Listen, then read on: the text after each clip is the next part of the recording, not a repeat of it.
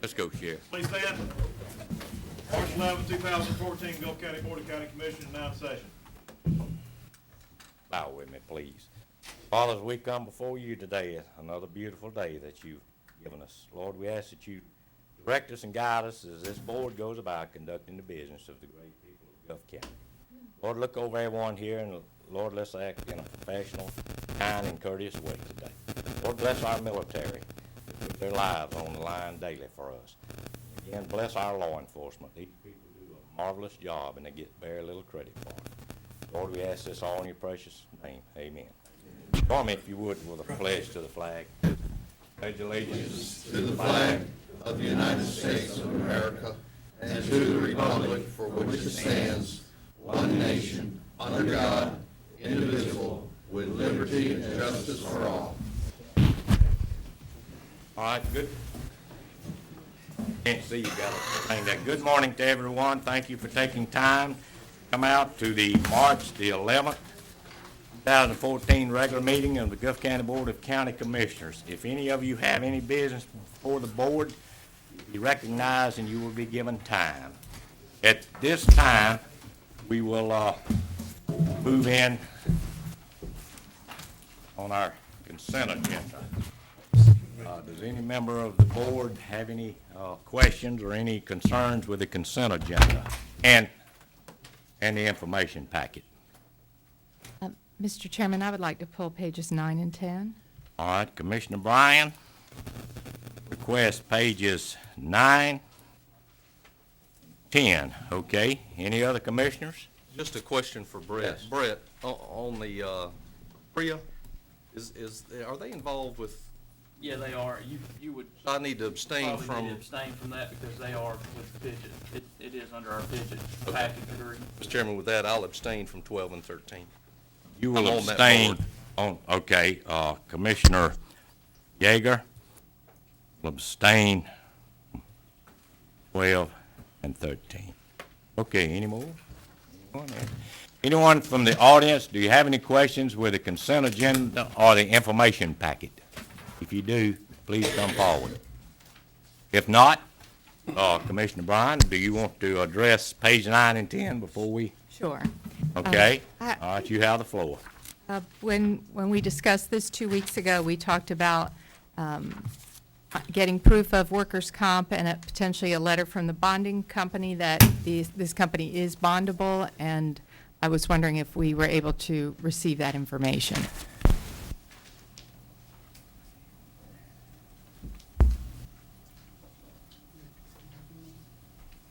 What do you feel? Whoever would like to address it from the staff. I can address it. We have not contacted the bonding company. I don't even know what bonding company they would use. They put up a bid bond, a cashier's check in lieu of a bid bond. And what about the workers' comp issue? Have we seen if they have workers' comp? We have not requested that information from them at this time because they weren't awarded the bid. Okay. I did check references on the company, and found out that they, Hold it a minute. Explain, who we're talking about. What contract are we talking I'm here? sorry, For the people, I know, but they Palmetto don't. Plantation. Okay. There all was a right, low that's- bidder on the Lands Landing project. Continue on. I checked references after you had come to my office the other day and found out they have and do work in the fields that we've requested. Okay, as I've stated before, I'm not comfortable with the way that we are, with the process. I would like for us to require in the bid process proof of workers' comp, but in this situation, if the board wants to move forward, what I would like to do is just make it contingent on them providing their proof of workers' comp, including proof of USL&H, and that would be before the contract is signed. And then I would like for us to have a time period on the payment and performance bond after contract signing. I would just like to know what that time frame is. I know in your memo you talked about us having a time frame. In the America's Ditch project, it was about, there were several months that it passed. So I'd like to know what that time frame is and just kind of nail that down so that we can be certain that we follow up on this. I'm not familiar with the America's Ditch project. It wasn't a grant project, but on the grants, we normally allow 10 to 14 days for the awarded contractor to provide the payment bond, the performance bond, all insurance documents, not just workers' comp, but they have to also do general liability. They have to provide all that to us, or the county does not execute the agreement with them. And Mr. Chairman, that's been the Chair Basically- recognizes Mr. Yeager. that's been basically the policy, Greg, going through with any contract is once we award, then we require all that stuff before we sign the contract? Yes. Okay. And we need to be certain that they have the endorsement for the USL&H coverage on their workers' comp, because it is a boat ramp. And as long as we're doing that, I'm fine with going forward if the board would like to accept that low bid. Anything else? Any other commissioners? I'm good with that. There's All one, right, any, Mr. Chairman, there was one other thing. We do have waste management here, and we talked about the recycle program a little bit. Lynn, can you come up and let's talk a little bit about that program, because it's, wait a minute, we're in, let's, this is part of the consent. okay. It's in the consent. All right, come on. Didn't want to get it ahead of this. No, it's in the consent. I just All wanted right, to. come on, Miss Lynn. How are you today? Thank you. I'm very well. I'm Lynn Yord. I work with Waste Management, and I appreciate the opportunity to address the recycling issues. Back in April of 2013, this board requested that we deliver a recycling convenience center for the community to use, sort of as a test. And through the first couple months, it was obvious that the community supported that project because they began to bring recycling materials. And the recycling center was located over on the north end of the Cape. Each pull that we have had in the last several months contains about a ton of recycling materials, give or take a little bit. And the contamination of that has been just over 10%. Now, what contamination means is materials other than recyclable materials being placed in that container. Since that time, the community has begun to place other materials around the container that were not necessarily recycled materials. So it's become a bit of an eyesore occasionally. In addition to that, we will talk a little bit about the billing process. The first few months were not set up correctly as a result of my error, and I do apologize for that. That totals in last year's budget just under $3,000. Since that or about $740 monthly. Since that time, for fiscal year 13-14, the total billables was about $4,500, which is a result of about $1,300 a month the last couple months. So if we fast forward all of those numbers through the end of May, which is through the end of this contract period, there will be about $4,000 in additional expenses, plus what we have seen over the last couple months is the increase in recycled materials and the number of pulls that we make. So it might be that those expenses could be around $5,000 between now and the end of the month. And I didn't want this whole process to get ahead of us and us not understand exactly what you all wanted us to do, and for you all not to be brought current on what is going on the recycles. I know that I just threw a whole lot of stuff really fast, so we can back up and discuss any and all of those points if you'd like. Here's one of the things I'm concerned with is the cost is exceeding what we expected, and this was supposed to be a pilot program. We're fixing to go out with the cities on RFQ process. I think at this point, we can't continue to pay. We're going to obviously pay the invoice that's in the consent. They've provided the service, but I think this pilot program has shown us that we've got to do something curbside, that we can't put anything out there that's not monitored, and because it just doesn't work. I get calls on a regular basis that it's overfilling. Not necessarily that it was overfilling, but as Lynn said, they were putting stuff outside the thing that weren't recyclables. So it's just caused us an awful lot of headache. It's not working like it needs to work, and I wish Pat Hardman was here, because, Pat pushed for that quite a bit, but it's just not working like it's working. We need to pay this invoice, but I would suggest that we suspend this until we go through this and let the folks that put in for the RFQ for the garbage pickup and all, to include in there an opportunity for recycle at the curbside, so moving forward, I think that, I would suggest that we suspend that program, but obviously, that invoice is in the consent, we need to pay the invoice, but I wanted Sure. Lynn to come up during that time. That's good. Thank you, Commissioner. Anything Thank else? you. All right, thank you. Thank you all. All right, if we don't have anyone doesn't have any other concerns with the consent or information, I have a motion to accept or Yeah, motion by Commissioner Yeager. so move with me abstaining from 9 and 10. All right, okay. Got a second by Commissioner McLemore. Any further discussion? Anything from the audience? All right. Motion passed 4 with 1 abstention. 12, I abstain from 12 and 13, I said. Yeah, okay. Good deal.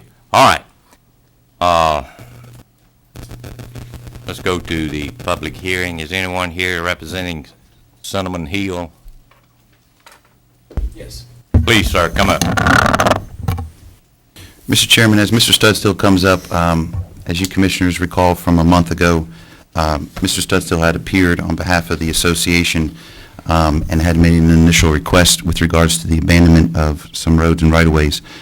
In preparation for today, under the state statute, we had publicly noticed today's public hearing. We've received a certified affidavit from Halifax indicating that the advertisement did run on February 25th, meeting the statutory requirements for today. And there is a copy of the public notice that was placed in the local circulation that's in your packet as well at the end of the agenda. And I just want to thank Mr. Studstill for coming today. Do you have any particular questions about this matter? Any of the board? I do.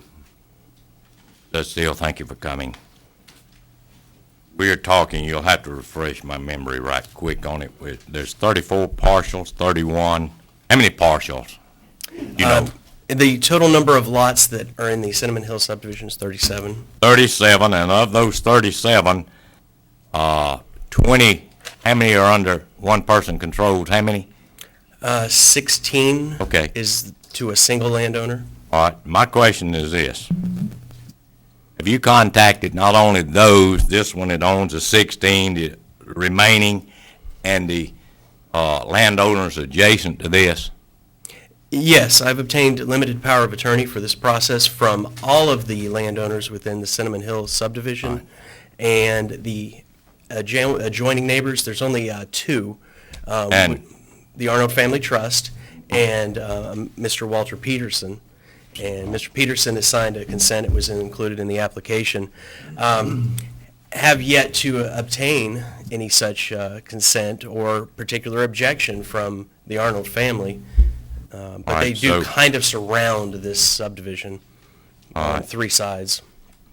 My question is here, I don't want to, board to make a drastic decision here. We'll make it today if it's necessary, but I want to come back, as I stated in a prior meeting, and one of these, we'll just, being the last name you used, Mr. Arnold here, come back and say, I wasn't fully aware. Do you have any, has he signed, just hold it right here. Let me go over here to our attorney. Mr. Attorney, have you received the proper documentation for this from Mr. Studstill? I have, and if I can I take a step back, Mr. Yes, Chairman? sir, you can. I know that the commission may be familiar with this. I know Mr. Studstill is, but for the public, just for the purposes of the public hearing, I'd like to be able to at least introduce what the request of the petitioner is, if I can. I just want to take a step back for the Please, folks that are here for the please. public hearing. Mr. Studstill, on behalf of the association, Cinnamon Hill Property Owners Association, has requested the abandonment of Triton Street that has been improved up to the intersection with Falk Place. Mr. Studstill, on behalf of the petitioner, proposes the abandonment and improvement continuing on Triton Street to access the most northern lot and parcel at the edge of that plat. Proposed improvement would intersect with the unopened right-of-way of Phillips Drive. In addition to that, Starfish Avenue, stopping short of the platted but unopened intersection with the section of Nutmeg, 5th Street on the plat that is unimproved. In addition, all of Tulip Avenue, stopping at the adjacent property titled under Richard Arnold.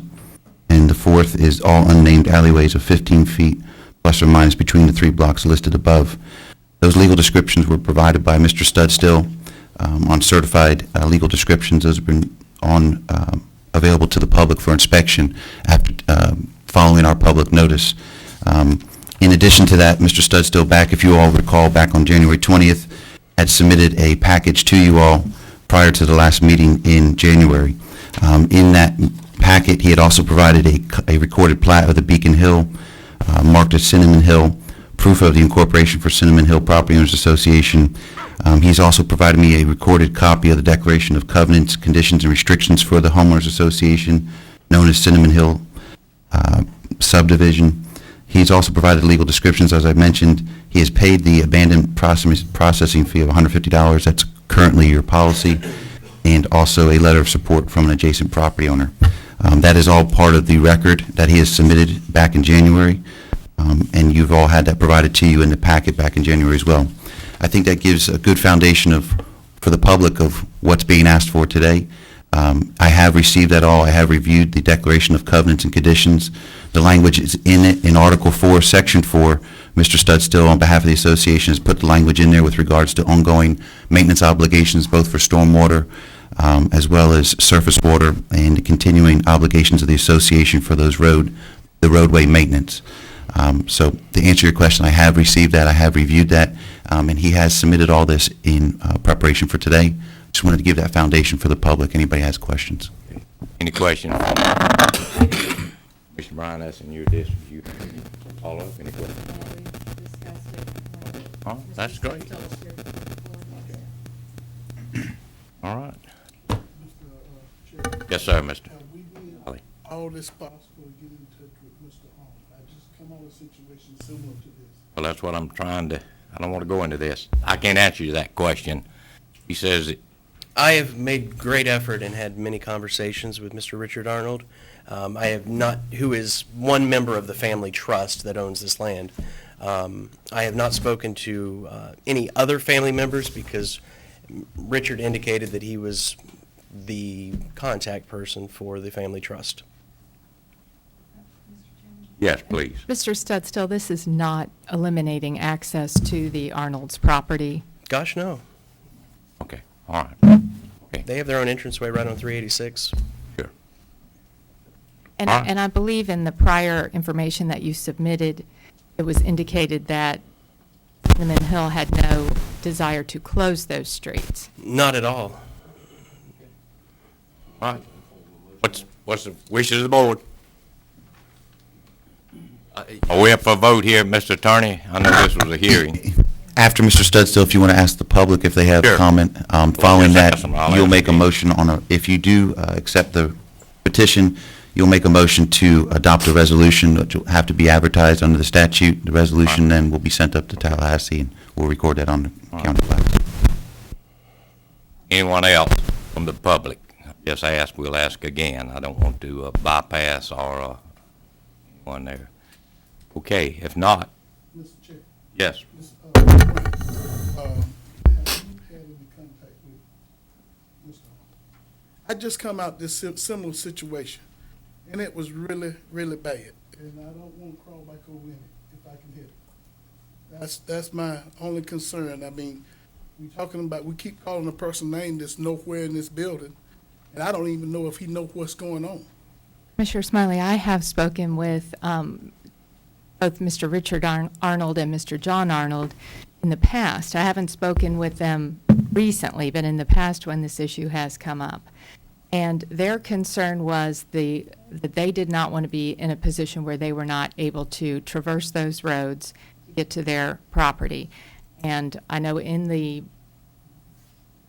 materials that have been submitted, it has been indicated that there's no desire to close those roads.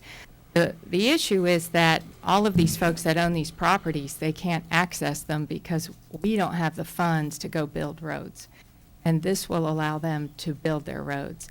So they're kind of they're stuck that they can't use their property. I don't see another alternative.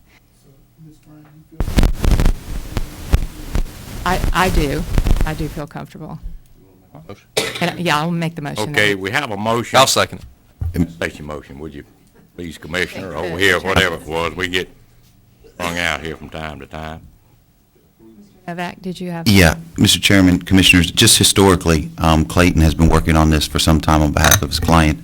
And some of the concerns expressed by the county leading up to today was not, as the Commissioner indicated, the funds weren't there to do the improvements. On the flip side, over the course of the last decade or so, there's been improvements and subdivisions done on roads where the county's inherited those problems for ongoing maintenance down the road. Those have been expressed to Mr. Studstill. He's carried them to his client, and he has taken these steps now to create these covenants and restrictions.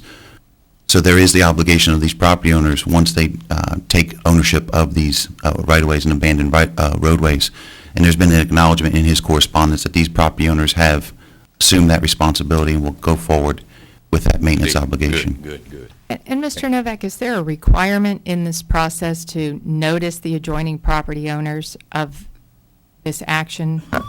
Under the statute, there is not right now. That's, as you recall from the last meeting, I had asked to have the ability to go back and modify the abandonment road policy in the county. It's over 10 years old, and those are one of the things that I have actually already placed in there, and I'll be putting in the consent for the next meeting. But as it stands right now, it's not required by statute, it's not required by our policy. What you have on the record is what Mr. Studstill submitted to you. And Deal.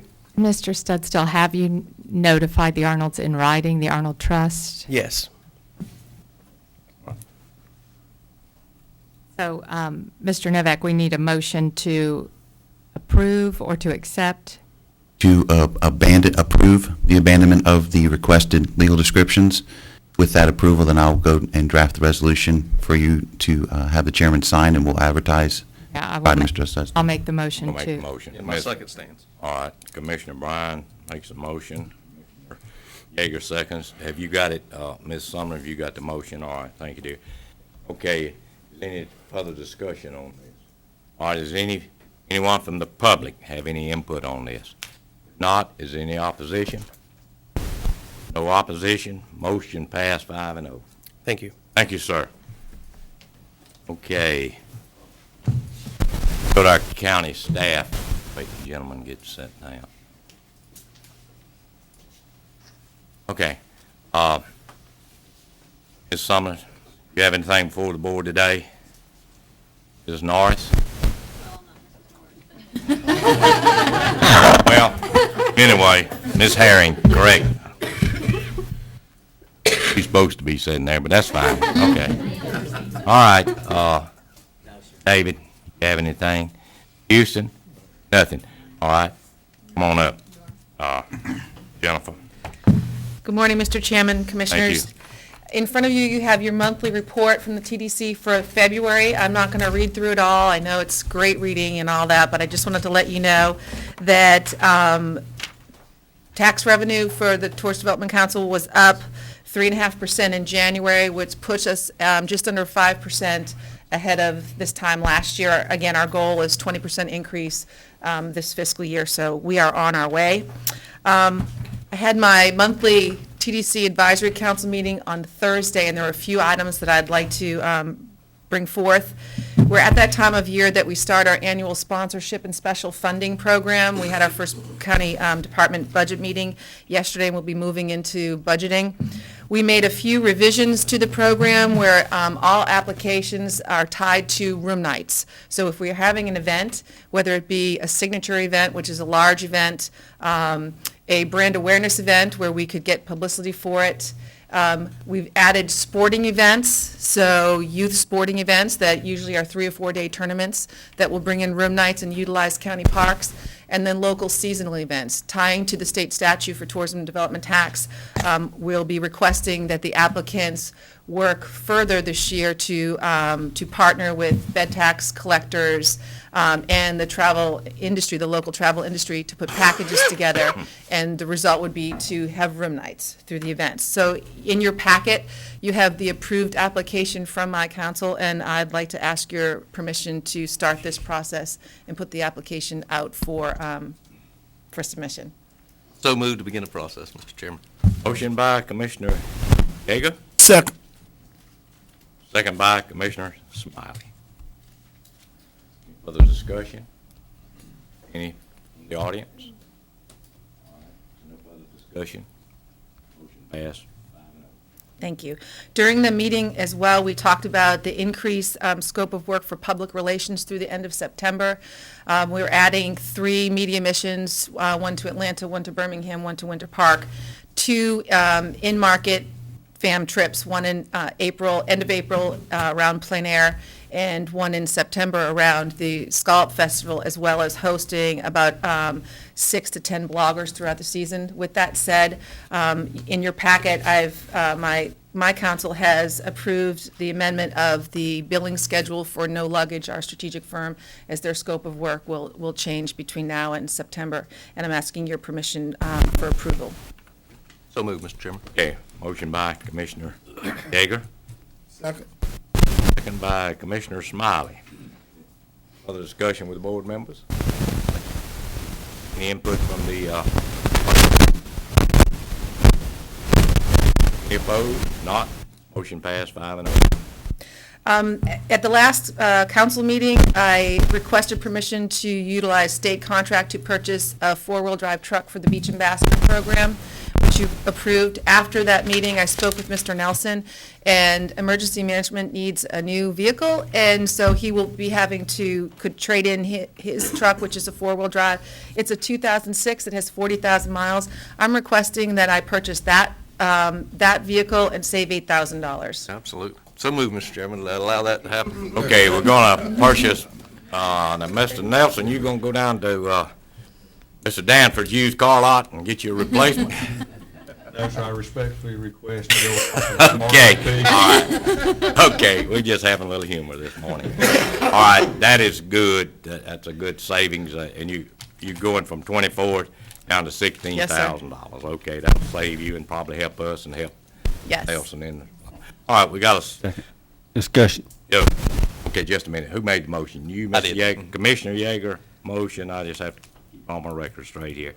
Second by Commissioner Bryan. Okay, we're in discussion mode. Do we Mr. want to go ahead Commissioner, do we want to go ahead and include Marshall's bid on it, because he's going to need a new truck? In your motion, do it all at one I time? will include that if are you going to buy it on state contract where you don't need to? We're are you trying gonna to buy it on advertise? state contract. I'm not so sure it's going to be on Okay. state contract.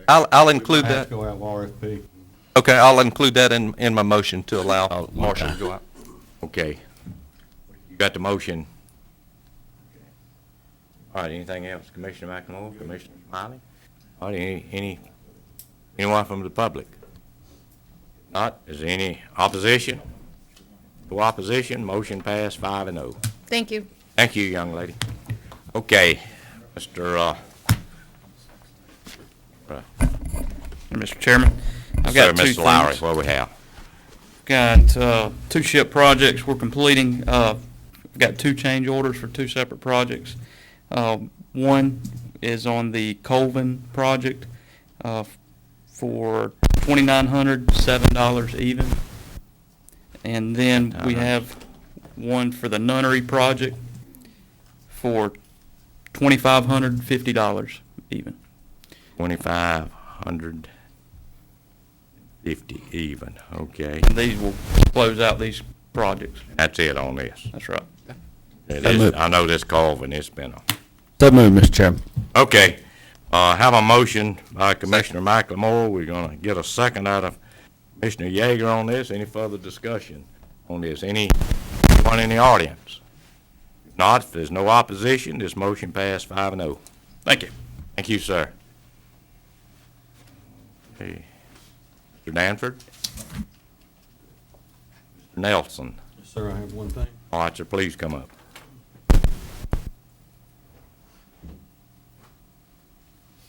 We'll be conducting a functional exercise this week. We're going to be, over Wednesday and Thursday, we'll be doing training, and on Friday, we'll be doing a functional exercise. What it is an active shooter exercise at the high school. So for those of y'all that would like to come out and attend and see what we've been doing, we've keyed in, as everybody knows, just watching the news. It seems like more and more and more we're having shootings in schools and theaters and just malls and everywhere else.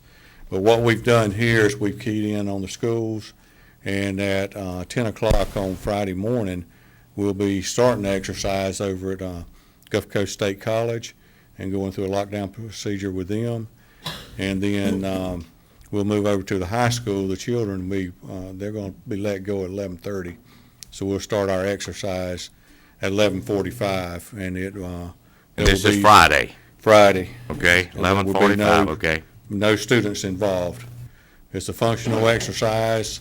What we're going to be doing, we're going to be going through a lot of training the next 2 days, especially with law enforcement and school staff on what to do in case this does happen. And that's what we'll be actually putting into play, is everything that we've learned, we'll put it into play on Friday. So those of y'all that would like to attend, that's, All right, Like let's to have flip y'all back out to there. Wednesday and Thursday. What time frames there? I have to read it and see. Okay. We got several different But, trainings. well, Wednesday and Thursday, where will it be? Well, Wednesday and conducted? Thursday's gonna be at several different locations. Okay. Be at the high school, the state college, and. That's this Sacred- Wednesday and. Right. Starting. Starting tomorrow, Okay. Sacred Heart Hospital and, Department of Health. Okay. And, we'll be doing training in all those facilities. And For you'll the- be doing it with the sheriff's department, any other, agencies? No, we're just limiting Yeah. it to law enforcement. Okay. And the schools or these others. All right, that's We're good. planning on, hopefully during the summer, maybe doing a full-scale exercise, and that's when we'll start pulling in everybody else. Good deal. So, Any thank you. questions from anyone? Any audience? All right. Is that all? Thank you, Mr. Nelson. Manuel? Thank you. Ms. Kapinski? Yes, sir, I do. I have, actually two parts, but they basically are part of each other. As you are aware, we had 4 NERDA projects that were approved, and there have been discussions ongoing regarding relocation of the Indian Pass boat ramp. And based on that discussion, DEP, our representative from DEP that's doing the NERDA projects, has stated that we need to withdraw our application for Indian Pass boat ramp, because it was approved in the location it currently exists, and if we're gonna move it, then basically, We gotta get re-permitted and the whole 9 yards? well, there's a lot more involved than there would be if we did work on that site. So what we're doing now is Okay, I'll get to you. Go ahead. we're working diligently with them to make sure those funds stay in Gulf County and are Okay. transferred to one of the other projects that we have. They expressed good thoughts of possibly adding it to Highland View Boat Ramp, to the work there, and possibly the pier as well, adding those funds to those 2 projects. So that being said, what I'm asking is that you sign a letter stating that we are withdrawing Indian Pass Boat Ramp from the NERDA funding. Yeah. That's my first request. And I'll make a motion to that effect to write the letter.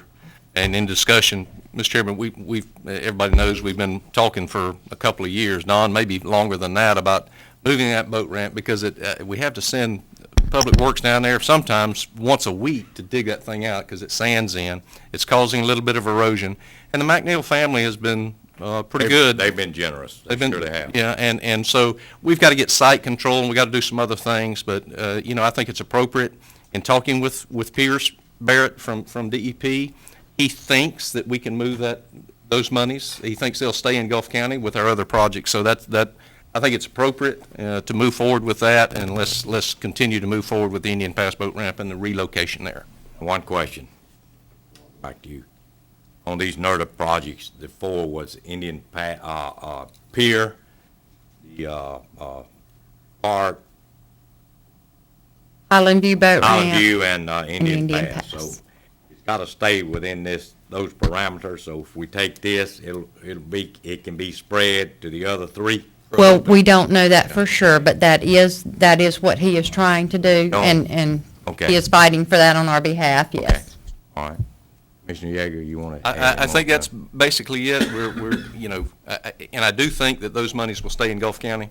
So it's easy for me to say, look, we're working on this project to move it, and we'll apply for other funding All right, once then we you- get that moved. You want to make a motion to send the letter? So moved to send the letter. All right, we'll do. Motion by Commissioner Yeager.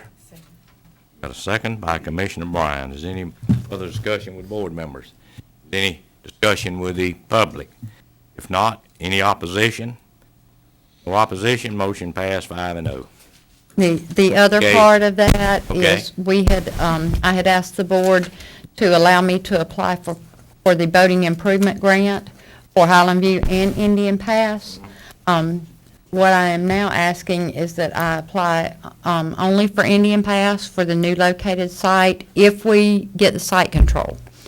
We have to have the site control in place, and then instead of trying to split it and apply for grants in both places, since we're going to be trying to apply the additional money to Highland View, that I'm asking that we focus the Okay. boating improvement grant on Indian Pass, and then if we need additional work at Highland View, we can apply for it next year. Good deal. You need a motion on that? Please. So moved to. Got a motion, Commissioner Yeager. Second? Second. Second by Commissioner Bryan. Any other board discussion? Anyone from the audience? Any discussion? Any opposition? Not, motion passed. Carries 5-0. That's all I have. Thank you, thank you. Hammond, nothing. Go to our attorney. Mr. Novak, you have the floor. Thank you, Mr. Chairman. The first item I have this morning is with regards to your jail medical director. The contract with Dr. Pablo is expiring this month. I've reached out to Sacred Heart representatives to notify them and request the ability to do an addendum conditioned on your approval. So I'd like your authorization to move forward with the contract extension for an additional year with Dr. Pablo for the jail medical director position. Your extension. So moved to proceed, Mr. Chairman. Okay, Commissioner Yeager, motion. Second. Got a second from Commissioner Smiley. Any further discussion with the board? Any input from the audience? Any opposition? Not, no opposition, motion carries 5-0.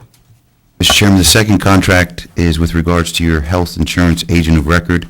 Under the contract that our current agent operates under, it's required on an annual basis for the agent to first initiate the offer of interest to the Healthcare Committee. After receiving that each year, the Healthcare Committee that just recently met makes a motion and a vote to accept that request and a recommendation to you as the commission to extend on an annual basis. This is the last one-year extension under that current contract. The Healthcare Committee has made that recommendation, and I have that letter from your agent on file. And so I offer to you all the Healthcare Committee's recommendations for an extension of that final year of that agreement. So moved to extend, Mr. Chairman. It's gone well. All right, motion by Commissioner Yeager. Second. Second by Commissioner Smiley. Any further discussion? I have one question, Mr. Attorney. Yes, sir. And I'm over that. Do I have to abstain, or can I vote on that? You I had that. you can vote on that, yes, Okay, sir. that's the only Because your thing. committee made the recommendation to you as a commission. All right, I just wanted to clarify. Any further discussion with board members? Do we have any input from the audience? If not, any opposition? If no opposition, motion passed 5-0. Okay, continue on. The next contract issues with regards to our EMS transport, as I've been updating you over the last 2 or 3 months, right now we've requested the opportunity to sit down with the Sacred Heart representatives. We still haven't received a finalized proposal. We've gone away from the contract and we've focused on a grant proposal from Sacred Heart to supplement and support our EMS in terms of the transports. I know, Mr. Chairman, we have a health trust meeting on Wednesday. We've requested the ability to sit with the Sacred Heart representatives, myself, and get something to come back to you all with. So I've discussed it with Mr. Houston as well as the administrator. Once we have something, we'll give it to you all from Sacred Heart.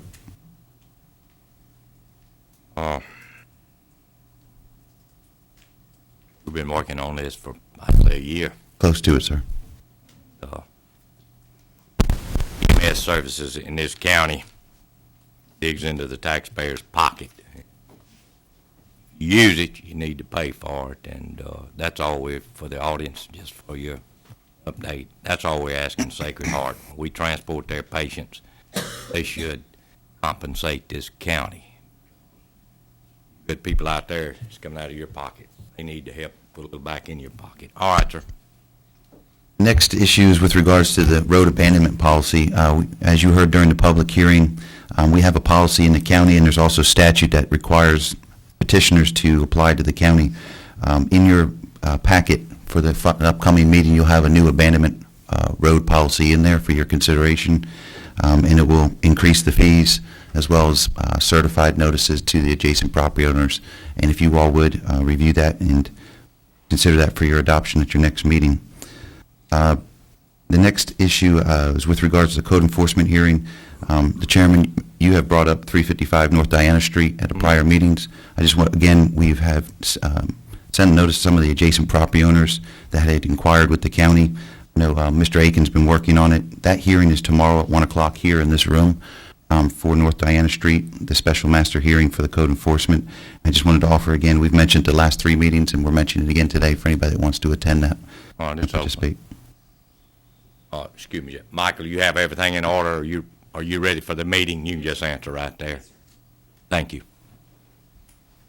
The next issue, Mr. Chairman, Commissioners, is with regards to our beach consolidated ordinance. At the TDC meetings, the last 3 months, there's been considerable discussion about trying to pull together the various county ordinances over the past 2 decades that affect our beaches and the visitors and our residents on them, and also to provide our law enforcement and the commission and the public a central location in which you all can find, especially in Districts 3 and 5.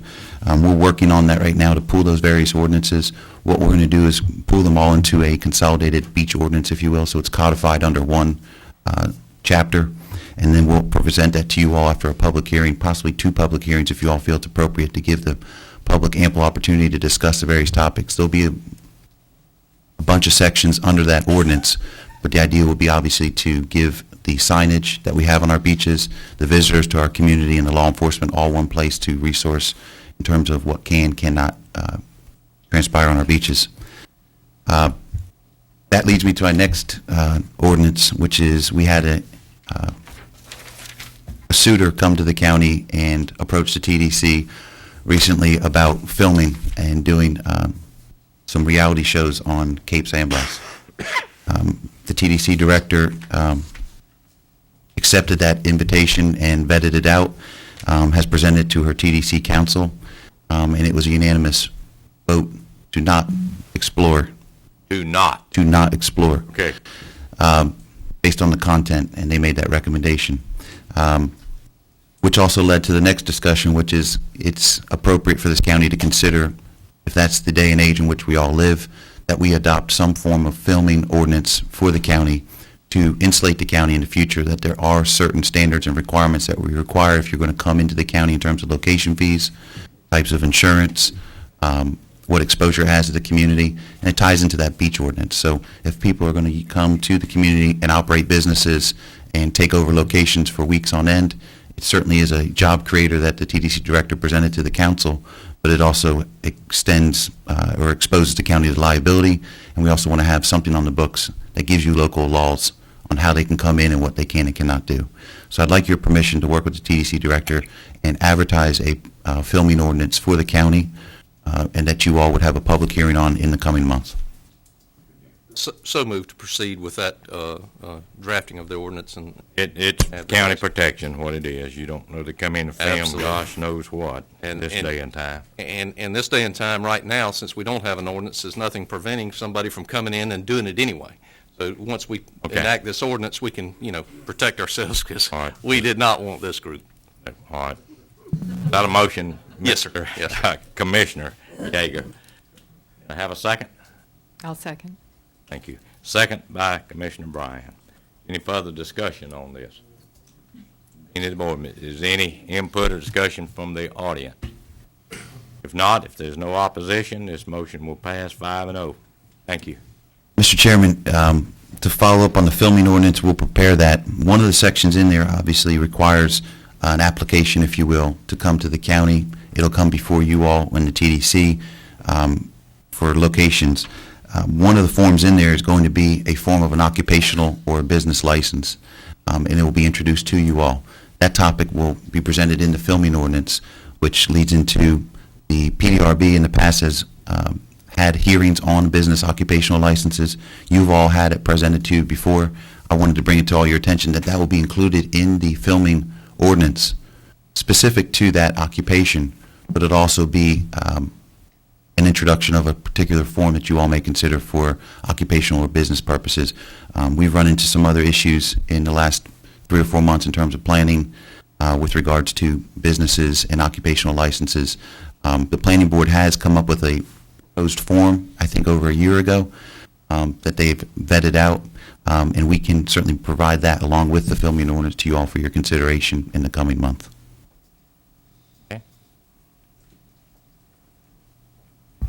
The next ordinance, after your meeting in beginning of February, there was a motion and approval of the commission with regards to the administrator and his authority and delegation of duties. After that meeting, I had indicated during that meeting I would review the policies of the past with the county, review the minutes, and see what precedent had been set by the county. I've had an opportunity to do that as well as speak with the administrator. And what I like authority to do is to advertise, is to codify the actual policies that you've set in the past and the authority that you provided the administrator. There is specific state statute with regards to non-charter counties and the administrator's abilities and duties. And I would like the ability to advertise that, introduce it to you all at your coming meeting, and have a public hearing in consideration of your adoption for an administrator ordinance that details and specifically lays out what the administrator's requirements and obligations are and are not. So move to advertise and proceed with that process, Mr. Chairman. Okay, we have a motion by Commissioner Yeager. I hear a second. I hear a second. We have a second by Commissioner McLemore. Any further discussion from the board? All right, is there any discussion or any input from the audience? Not, if there's no opposition to this motion passed 5-0. Okay, Mr. Novak, you have the floor. Mr. Chairman, a month and a half ago, the motion of the commission was to suspend payments with regards to your Economic Development Alliance contract. After that motion of this commission, I had sent a letter explaining under the contract the county's ability to suspend the payment and to notice the areas in which the county liaisons that you had appointed to the Economic Development Alliance would like to focus on under the contract. Since then, the EDA has obliged your county representatives and have met with them under 2 special meetings in the last 2 weeks. The first one was being last 2 Tuesdays ago after your commission meeting. That afternoon, the EDA held a special meeting. And then most recently, yesterday afternoon, the EDA again had another special meeting as a follow-up. The crux of the discussions was around the letter and the areas in which the contract, the areas of deficiency. The conversations during the first meeting focused on what the EDA could do to meet those contract obligations as you all approach the contract termination as well as the funding in your budget session. The meeting was scheduled for yesterday afternoon to follow up, and the parties, both the EDA and your county representatives, met to discuss what recommendations or models would work and they all could support to you all going forward. Yesterday afternoon, they had a lengthy discussion and ultimately unanimously recommended a model to the county that would mirror the TDC, which is the EDA under contract right now with the suspended payments, would come back under the county's authority and designation, and also made a recommendation, a unanimous recommendation of your EDA, the contracted party, to have the county have direct supervision over that with an advisory council. That was a recommendation of the EDA members. They're here with us today, I believe, if there's any questions of your alliance members. As the contract stands right now, we have not made that January 1st payment of the additional $20,000. There's also a discussion in those meetings with regards to the current financing and funding that they have.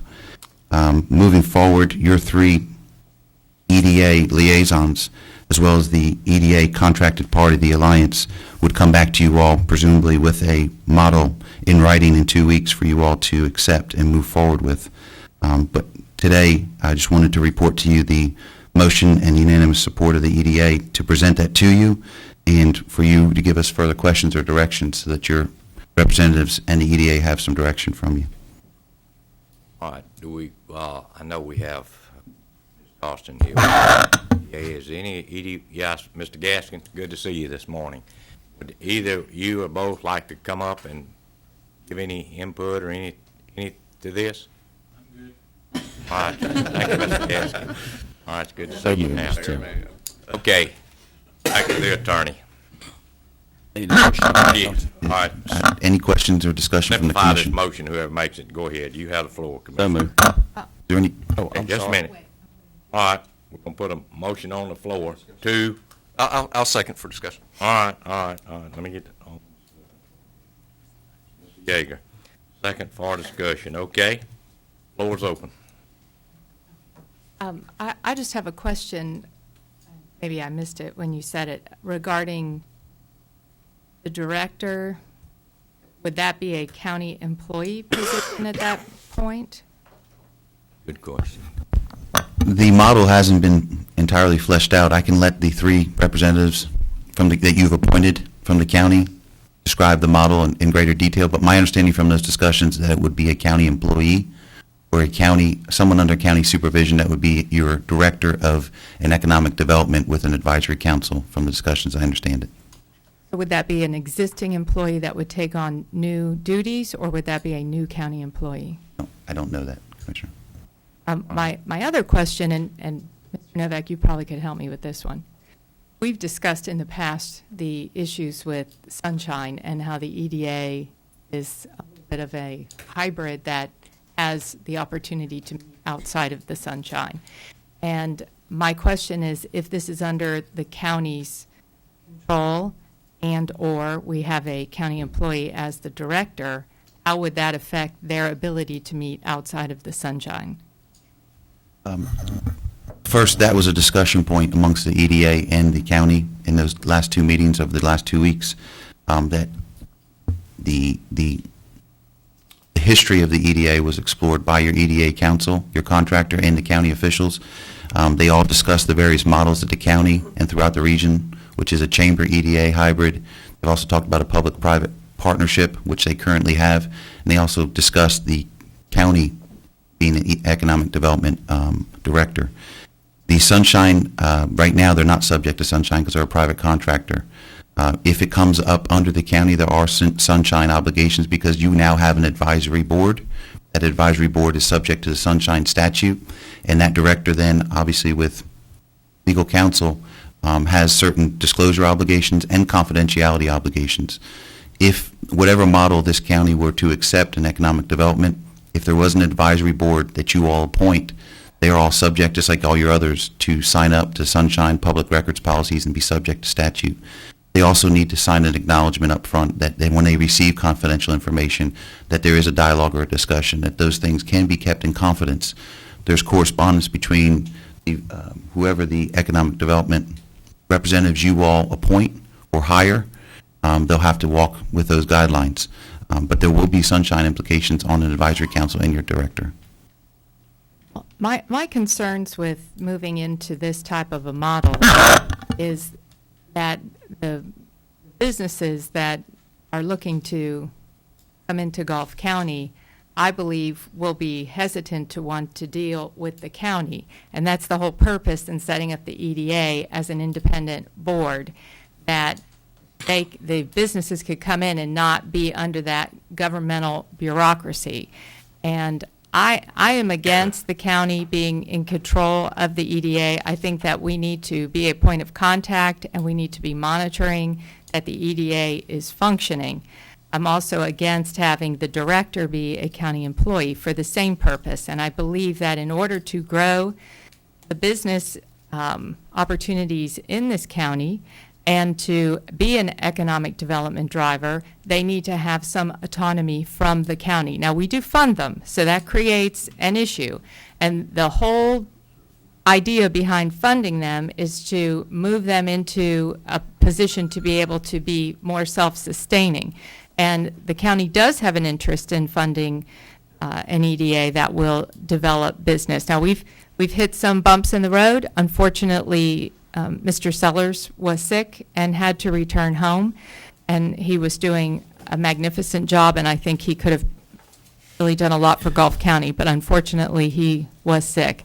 Now, I I've been told that they've received several resumes as a result of industry materials going out that state that Mr. Sellers has returned to Arkansas and that folks are interested in coming here and being our director. I would like to see us look at bolstering the EDA in a more independent sense. So before we vote, I would like to hear the motion so that I know exactly what we're voting on. Okay, the motion, Right over here. the motion at this point is to accept the EDA's recommendation to transfer it back under the umbrella of the county, of the board. And Mr. Chairman, my second stands to that. And just further dialogue, I understand all the concerns that the commissioner has. I think at the end of the day, we need to find out what kind of deal they want to present to our board, and go from there.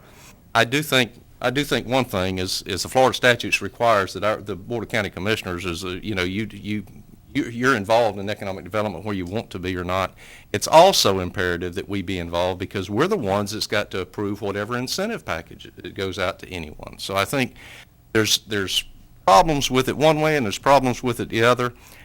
I'm a firm believer, after going through the many changes over the years, I'm a firm believer that when there's a company that wants to come to Gulf County, they're gonna come to Gulf County. When the economy gets right, we have a great community here. We have great assets, and I think when a business wants to come, they're going to come no matter where the designation is. I'd like to know. I think the TDC works well in that aspect, and I think in my opinion, she's part of economic development anyway, because our number one economic driver after the prison is tourism. So I think that obviously we're involved in that economic development anyway. But I'm anxious to see what kind of model we come back with and go from there.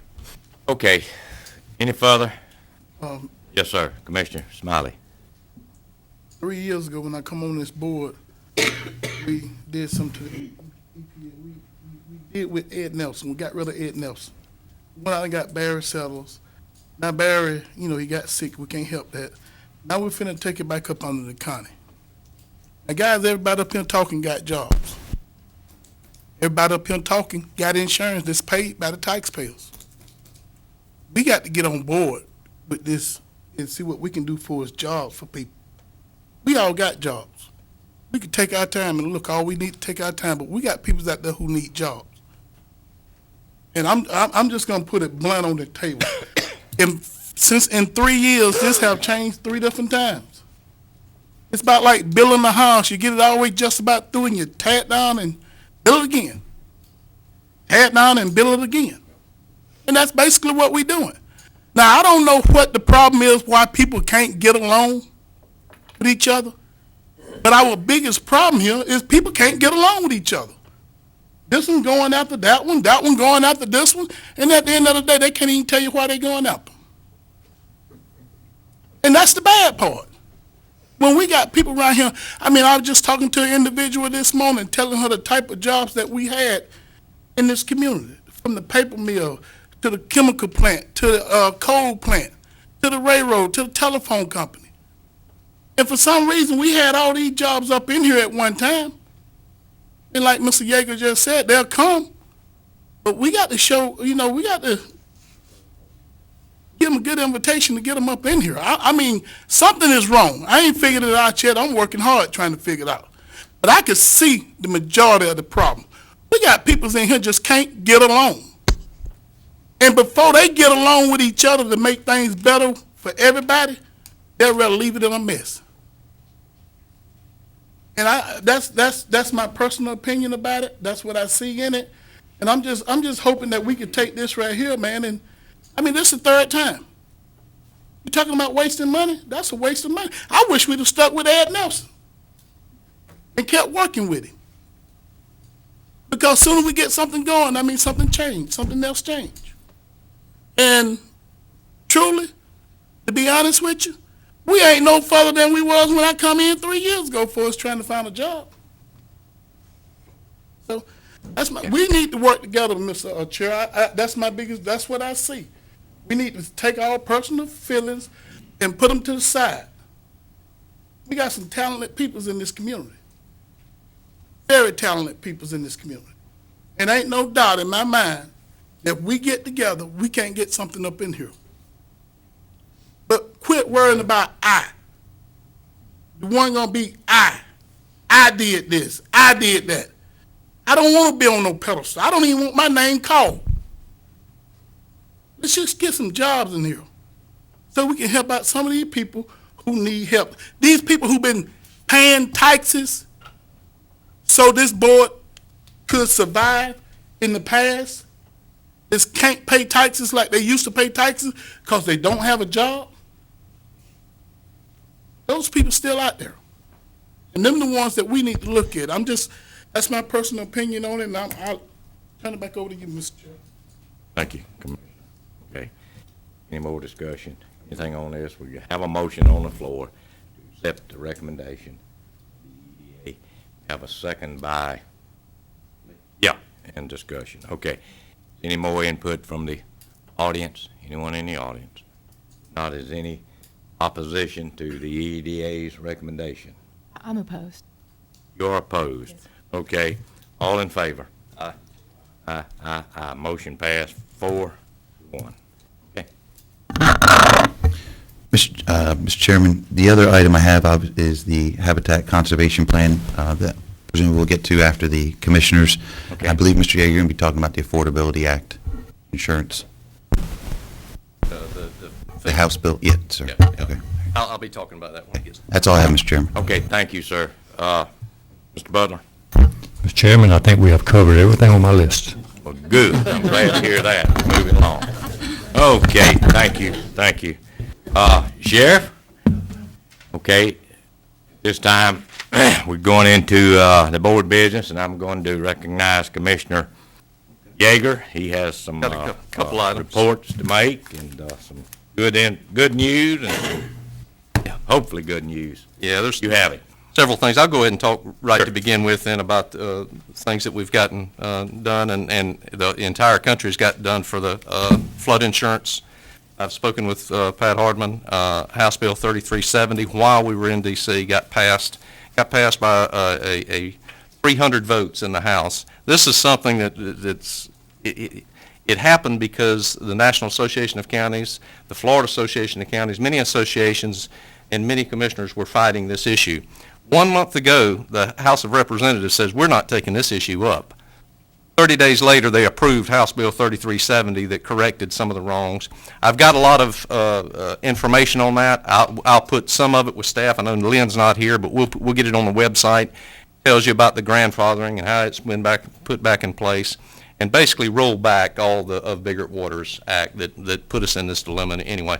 But this is one, and Pat will tell you, sometimes when you go to talk to bureaucracies and the House and the Senate and then in even Florida, it's difficult to get something to move in a year, much less 30 days, and we got this approved in 30 days with all the help. There was one county in particular that was really interested in this in Louisiana, to the point that they're spending $1 million even to counter FEMA flood maps, even after this legislation. In this legislation, it's required that FEMA, if it's proved that their maps are wrong, FEMA has to reimburse the county. So they're spending $1 million, and FEMA will have to reimburse them. They know that the maps are wrong. That's one of the problem with the whole institution there, is they don't even come to your community. They don't tell you when they're going to be doing this review, and then they change your flood maps. I myself personally have never been in a flood zone up to 2 years ago. They put me in a flood zone. And my house was built in '69. It's never been flooded. And so, there's a lot in this legislation that helps. I think at the end of the day, what this is going to do is get us to the point that the entire country is going to say, you know what, we need to put this back into the hands of the private insurers. They will be the ones that their actuaries would run the numbers, and the numbers would be right, and they'd be competitive against each other instead of running some numbers that are basically, in my opinion, bogus from FEMA. So we got that passed, and that was one positive that we got to see while we were there. The other thing is we worked tirelessly on COBRA. Pat, I've talked to Pat a little bit about that. a number of meetings that we had. Briefly, I'll just, we met with Brandon Middleton. He's the counsel for the Senior Clean Water Act. He's on the Committee of Environmental and Public Works. We met with Sarah Decker out of Senator Rubio's office. We met with, obviously, Steve and Karen Williams in Steve Sutherland's office, talking about this issue. What they've been on the board all along. He's filed the bill. I'll have this bill put on the website. It's a short bill. It's basically saying we're changing the maps. And we're not doing away with Cobra in Cape San Blas, but we're changing the maps that puts Cobra where it should be, and that's in the state park and the federal lands that are out there, and same way on Indian Pass. So we met with Christopher Day and Lauren Scherer, their legislative assistant for Senator Nelson. We had already briefed them a year ago on this. We're getting farther along. This bill, probably we're going to have to testify in April sometime. We met with, it's sad to say, but these committees are even made up with Republicans and Democrats, and they're kind of on each side. So you have to meet with the staff with the Democratic side and staff on the Republican side. We've done that. I think that we've got the wheels greased. They understand the issue now, where I don't think that they completely understood the issue before. Hopefully, once we get this bill heard before committee in April, we're trying to get it done in this session, which is, a tall order, but our lobbyist thinks we can do it. One other issue I wanted to mention while we were up there is obviously our lobbyists that we've been paying for the last year and a half or 2 years to work on this issue. I had an opportunity, being their corporate office is there in D.C., to sit down and have a conversation with them. They agreed, and I haven't even told Pat this, they agreed that they're going to reduce by $2,500 a month what we're paying them. The group. It's Ferguson Group. Ferguson, okay. Out of D.C. So we got a reduction by $2,500 a month for their services till we get this through. Now, I've talked to them about a lot of different issues that I'd like for them to help the port. I'd like for them to do it because they're grant writers too.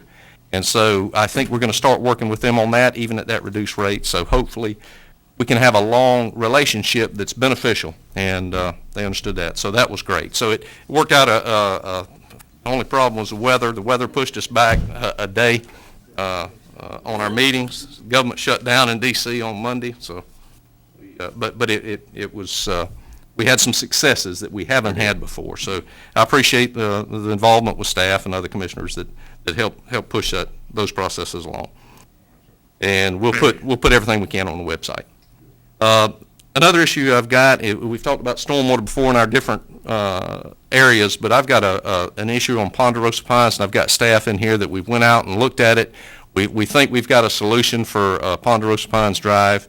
It's going to take a little work on county right-of-way, but it's going to take a few, probably some culverts replacement that we need to replace, so it's going to cost a little bit of money, not a whole lot. And I don't know if Mark or any of you want to stand up and talk to that, but what I'd like for the board to do is allow me to go in there and fix this drainage problem.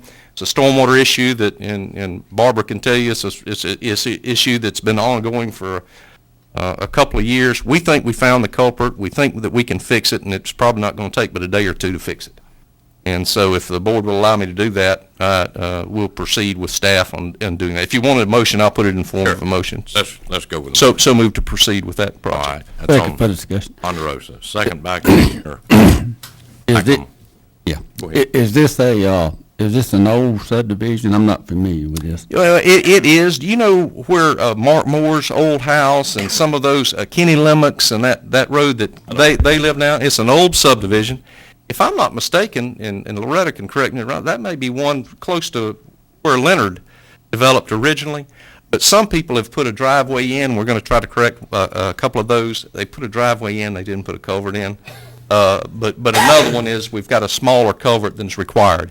At the end of the day, I think, and we'll talk about this at a later date, but I think that we need to revise our culvert permits, and the county needs to go back putting them in, because we're getting some elevations. We've shot some elevation. We get some elevations when they put them in that aren't right. And so I think at the end of the day, we charge a permit fee for culverts. I think we need to go back to, and I know it's a strain on staff, but we need to go back when somebody buys a culvert permit, We may need to charge enough that we install that culvert for them. And then we know we've got the elevations right. You don't have that issue anymore. Because I think in Overstreet, that was a problem in Overstreet. But we'll say that for another discussion another day. don't get I don't into want to that. muddy the waters, but Okay. How much money are we talking about? Mr. just a few Jackson? $100. You have any idea, Jake? Jake? How many culverts we might take? How much money? It's gonna take probably 6 or 7, I'd say $1,500. Okay, well, there you go. It's $1,500 to fix the problem. Okay. Okay. And it's all on county right away. It's all on county right away. Any further discussion? Board, any from the public? Not as, any opposition? For opposition, motion passed 5-0. I wanted to mention that, and I know staff, Ben has given me some stuff to work on at the state level. I know staff is got some issues. Let us know. I'm going to meet with Representative Bashirs and Representative Petronas on Thursday. If there's any issues that we need to push, I know that we got some 911 issues on funding that they're trying to cut. We're going to work on that. But if there's any issues from staff or any of the public, please let us know before Thursday because we'll be meeting in Tallahassee. Did you have something else? Mr. Chairman, if I could, Okay, you still have trouble, go ahead. Okay, I'd like to go back on the flood issue.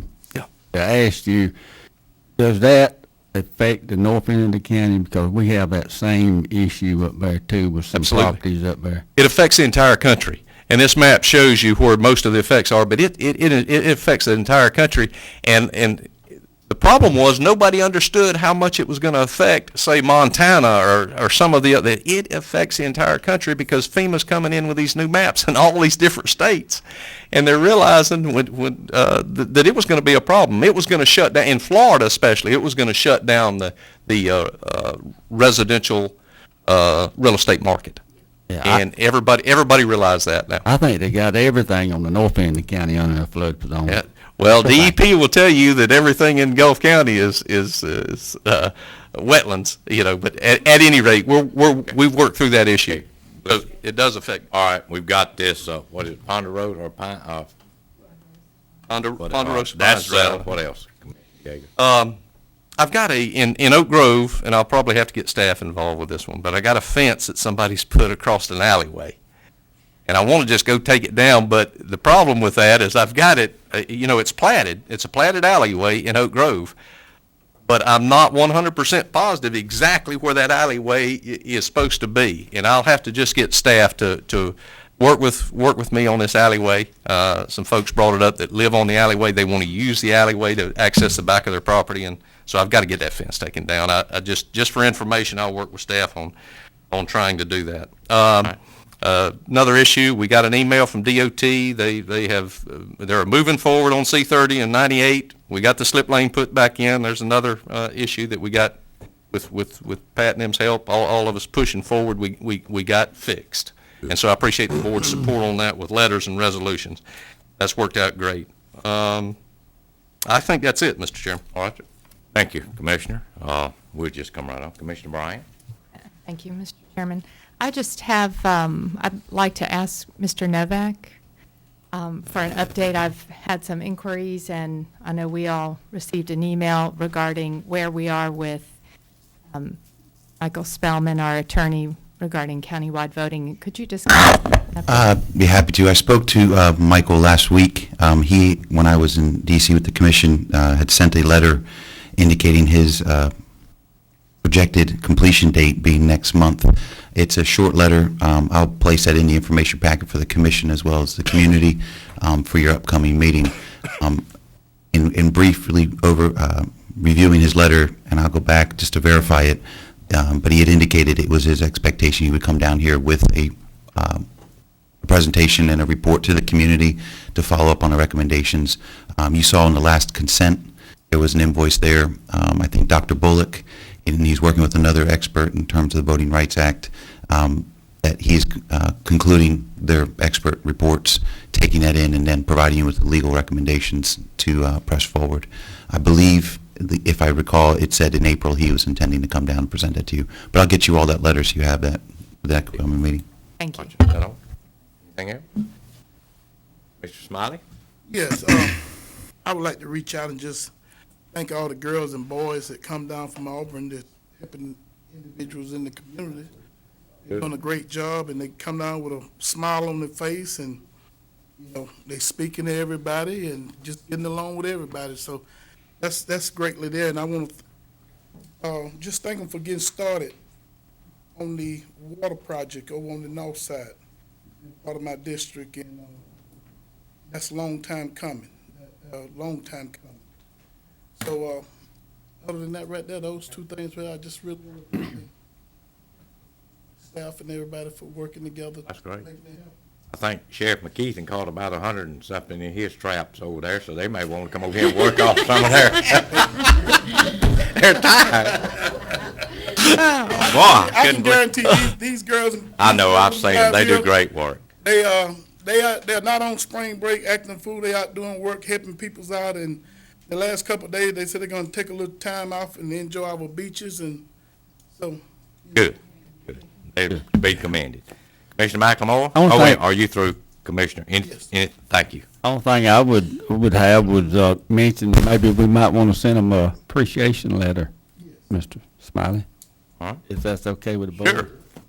Let the chairman All right. send it. All right, I get the proper contact. wrap it up, and we'll sign it off. All right, sir.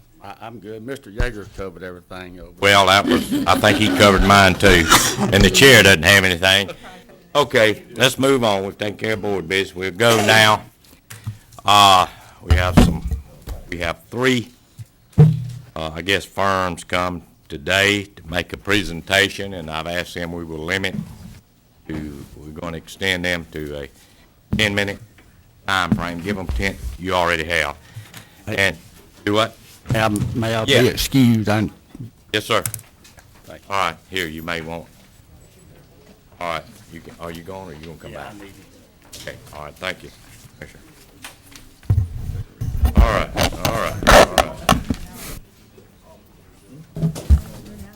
Wait just a minute, we'll move forward. Mr. Chairman, Do what? do you want to take a few minutes recess to get the Yeah, audiovisual? let's call and about a information? 5-minute recess. Anyone needs to go to the restroom, stand up and stretch your leg, we'll call them 5 seconds. I'm going to the hospital, the doctor, go get drunk or something. I've had a- Daughter good?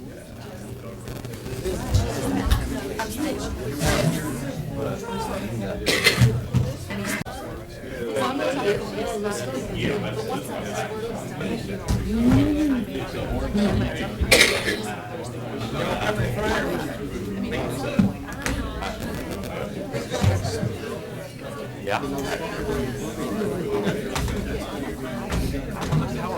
I've already spoken with them. and they're going- It's a say motion, I'll advance for you, I guess, or somebody's welcome to come do it. Well, you won't out on all of it. I mean, if Yeah. they want to come up. Oh, here don't do that. that'd be all. All right. Yeah. All right, that'd be fine. I know. That's fine. Okay, let's, if everyone would, please take your seats. Come to order. You come up here in advance. Yeah, I am. I'll take care of that. There you go. All right. I we'll don't do need one that. of these. Hey, Chairman, we're on one of these teams. Okay. All right. Our meeting is back to order. The first presentation will be done by Sheeta Ecological, and their representatives is Miss Sandy Russell. And where's Joe? Right there. Mr. All Chairman. right, either one, all, or whatever, if you want to come up before the board, make your presentation. Mr. Chairman, Yes. if I may, if you folks could just give me 1 minute, I just wanted to introduce the RFQ process so the commission understands what we're about to do, if I may. Sure. I'm sorry, I should have. Oh, it's fine, You go it's ahead. fine. All right. Turn those lights back on, I'd appreciate it. Thanks. Oh, confused here. You know, Jerry. I've been looking. I just can't read. Yeah, you're mine. Commissioners, as the chairman just indicated, we have three groups here today. This is a culmination of your habitat conservation multi-species plan.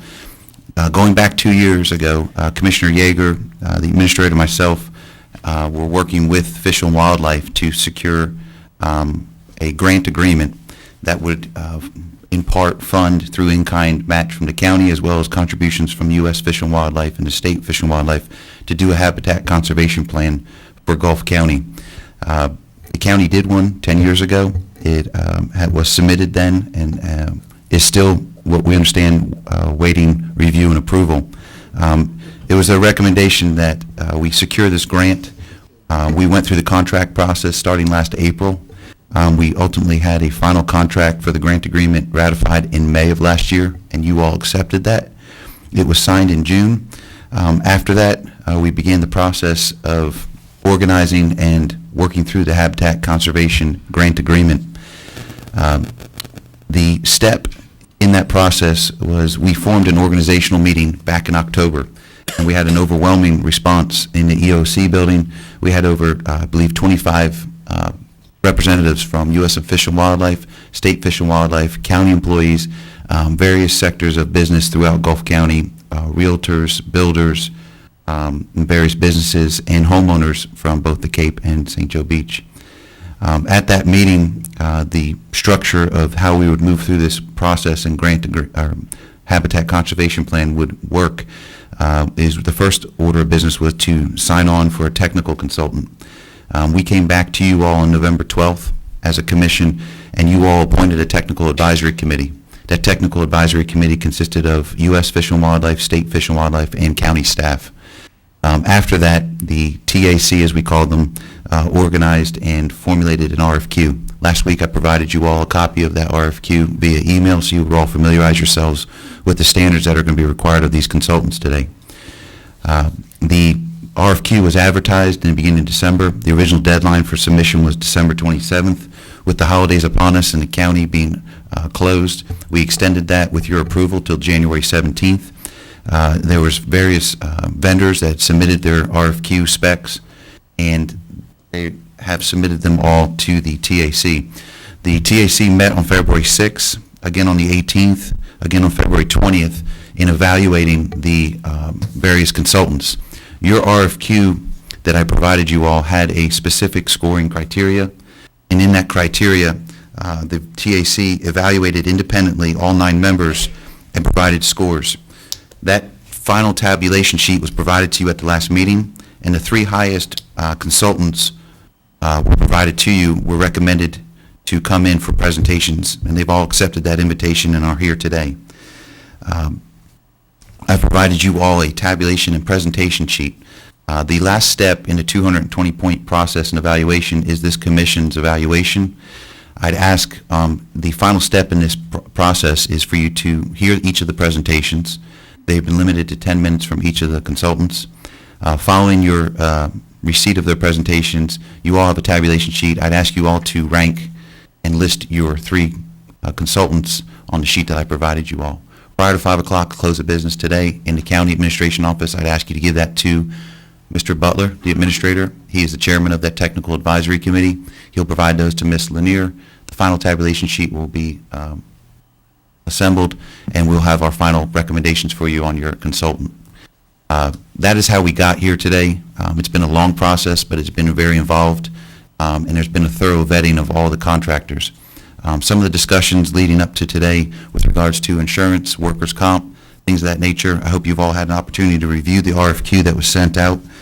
There's 2 pages specifically in the RFQ with regards to workers' comp certificate, commercial general liability, commercial auto liability, special requirements and evidence of insurance leading up to today in their presentations. The responsibilities of each contractor to provide all those certifications. In addition to that, on the 3rd page of the requirements for workers' comp insurance that the county required of each of these contractors, there's also an additional provision for professional liability insurance of $1 million for each consultant service. Each of these vendors have submitted these documents in preparation for today. We have it as part of their packets, and we have that as we move forward. Before we introduce them, Mr. Chairman, is there any questions with regards to the RFQ process and how we arrived at today's presentations? Okay. Any question? Uh, Audience? I'm sorry. All right. With the last thing on the form here is, in the RFQ process, the final step is the commission has the ability for presentation, which is 100 points. Exercising that option in your RFQ, you all have the allotment of 80, 90, or 100 points. And according to the presentations you all received today, you each individually award your first presenter, who you feel individually as a commissioner, 100 points, the second, the 90, and the third, the 80. And then I'd ask you all to provide those in confidence to the administrator before the close of business today. Good. Okay? All right, just for the audience, these people's going to come before us, 3 of them, all ranked right within a point or two, and so that's where we're at here. Had it been spread or different, we wouldn't be here, but that's the purpose. We want to be fair, give them opportunity, and we'll select there, the board will make the selection. If there's no questions, I'd ask you to have them offer their presentations. We can open to the public for any comments or questions, and then I have a few comments just to wrap it up then, sir. All right, Thank you. okay, we ready to go then? We're going to bring up who first? Sheeta, is that correct? Okay. Sandy, Russell, and Joe, please come forward. And you're going to put something on the screen. We can catch you. Who have I got back there? Yeah, Claire did. Get out of the way here.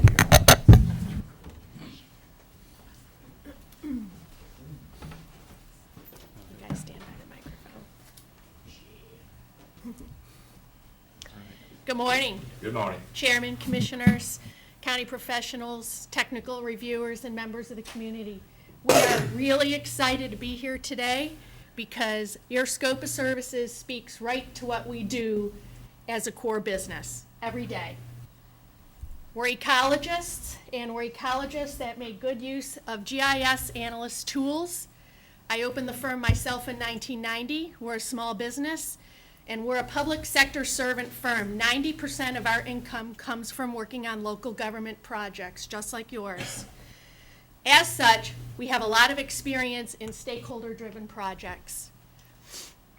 Russ is our local project manager. He has 16 years of experience. Throughout his career, I have known him, worked with him, and watched him grow as a project manager.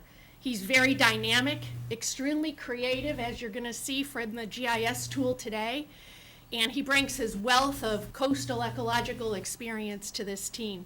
And he's going to continue the presentation. Thank you, Sandy. Russ? Thank you, Sandy. All right, Chairman, Commissioners, thank you very much. As a first goal in addressing this project was putting together a well-qualified team, so I just want to briefly go through a few key members and the attributes, what they provide to this team. If you could advance the slide once, please. As you met Sandy Shada, she's our NEPA expert, and she's been a lead author on hundreds of NEPA documents that cover a spectrum activity, and we'll be looking to her for the NEPA strategic guidance on this project. Advance the slide. Tom Reese is award-winning coastal habitat restoration designer, manager. He's authored a number of land management plans and habitat restoration, and he'll be the QA/QC officer on this and contributing to the conservation measures as needed. Advance. And I'd also like to introduce Dr. Joe Walsh.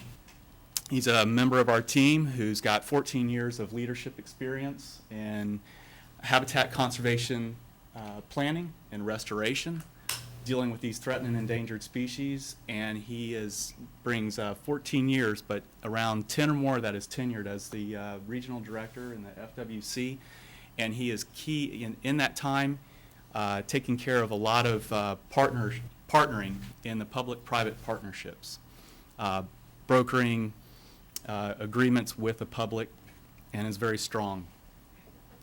Vance? Also recognize the need in this project. We've got Matt Trammell on board. He's a senior coastal engineer, very familiar with the coastal systems of the Panhandle, the region, including this county. Strong modeling experience, and felt that would be invaluable when it comes to scoping the impacts that are covered under this HCP to inform everybody on the coastal processes and bring that local knowledge. And I've also got 9 years of collaborative experience with Matt in dealing with some of these projects too, so we go way back. You might have noticed senior counsel in here. I think it's important.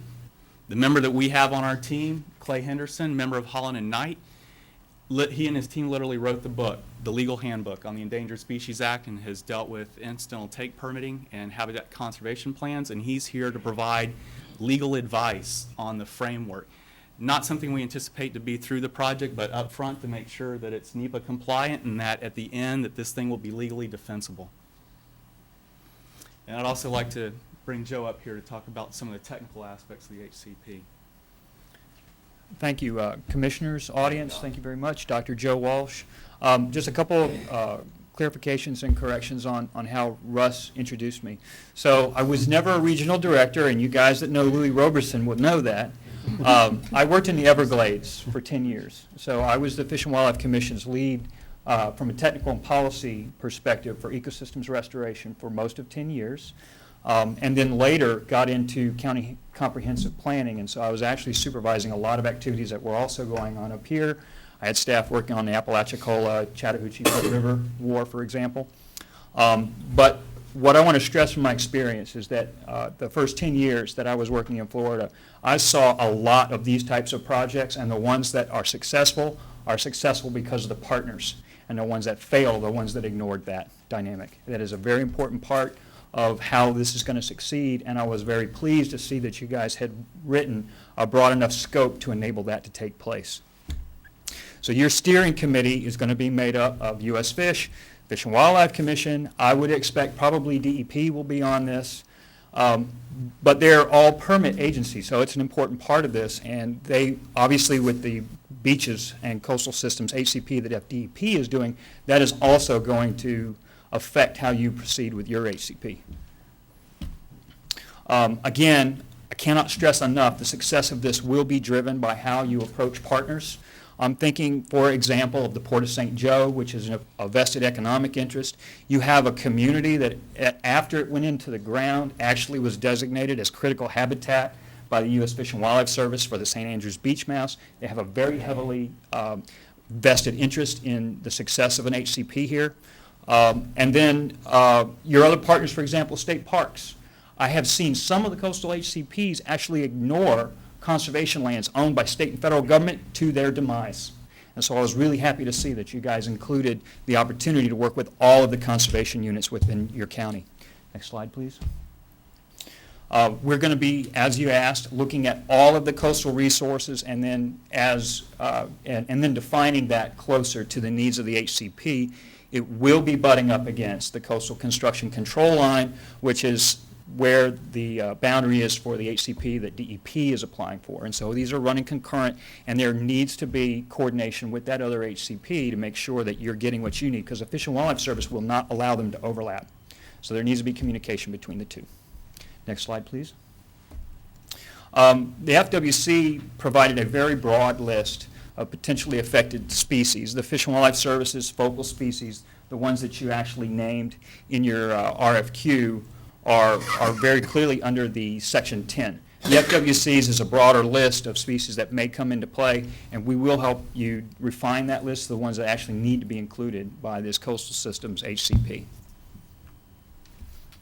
Activities. The activities to be covered will include both the impact-oriented activities. So these are the coastal construction, public access, potentially climate-oriented events that may be impacting on you, as well as the proactive ones, the management actions that you can take to drive the HCP.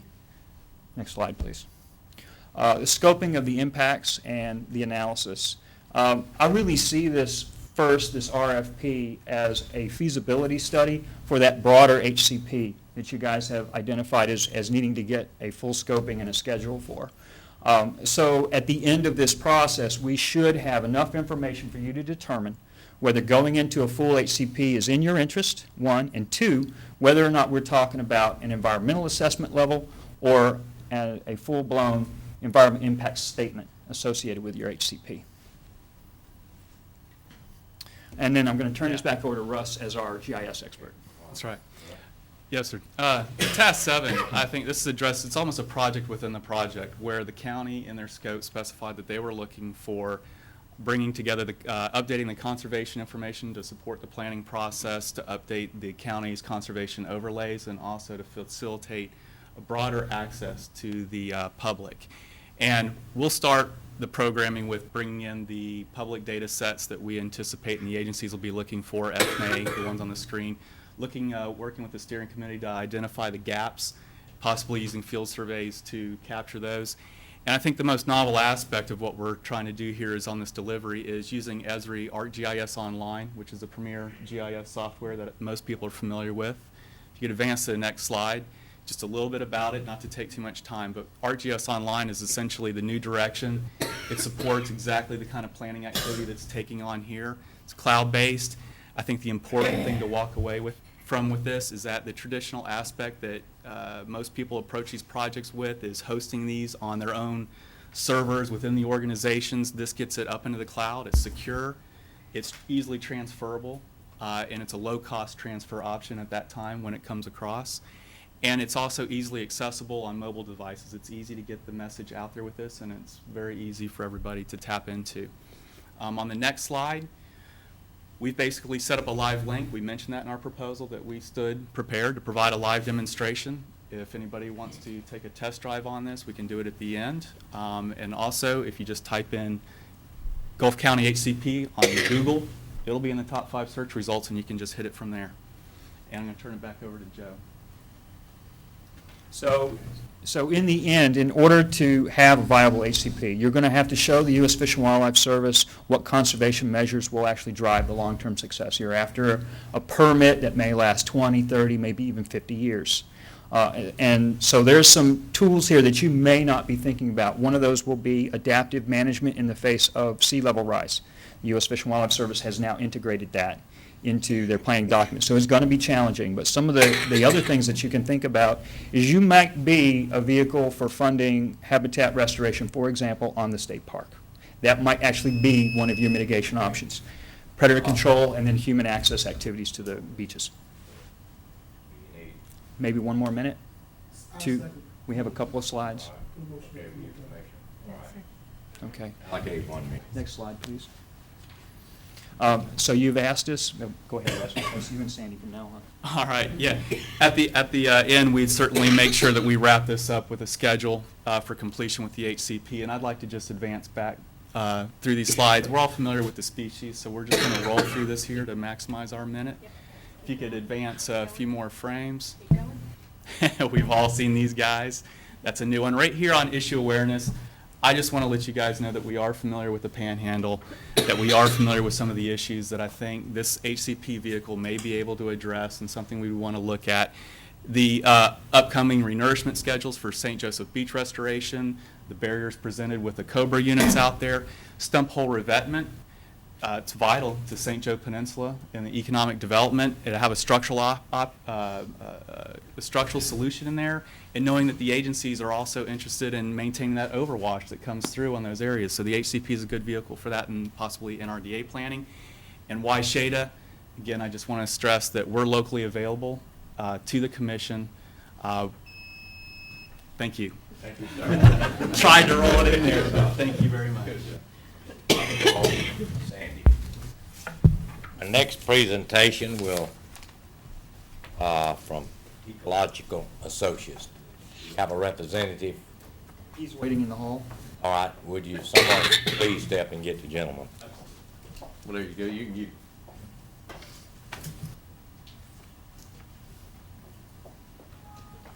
Thank you for your time. All right, thank you.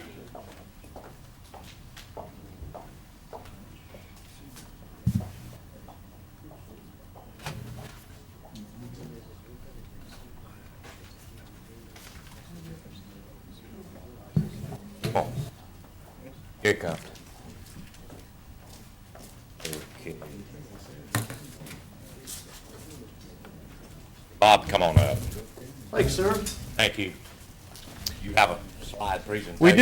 We do. You do? All right, well, just a minute, then, Mr. Richardson over here. This is yours.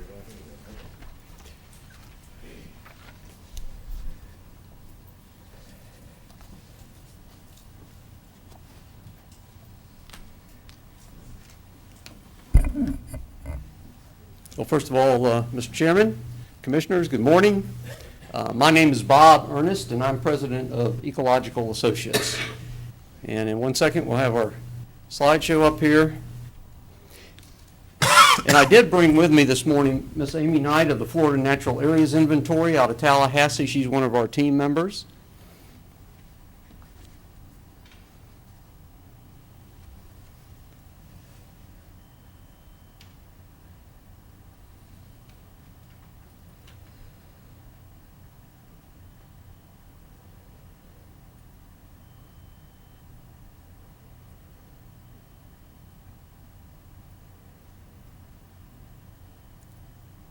I tried that, my IGB, 1 GB. There you go. One up from that.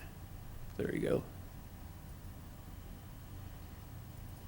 And you'll see Gulf County HCP, presentations, and the top presentation.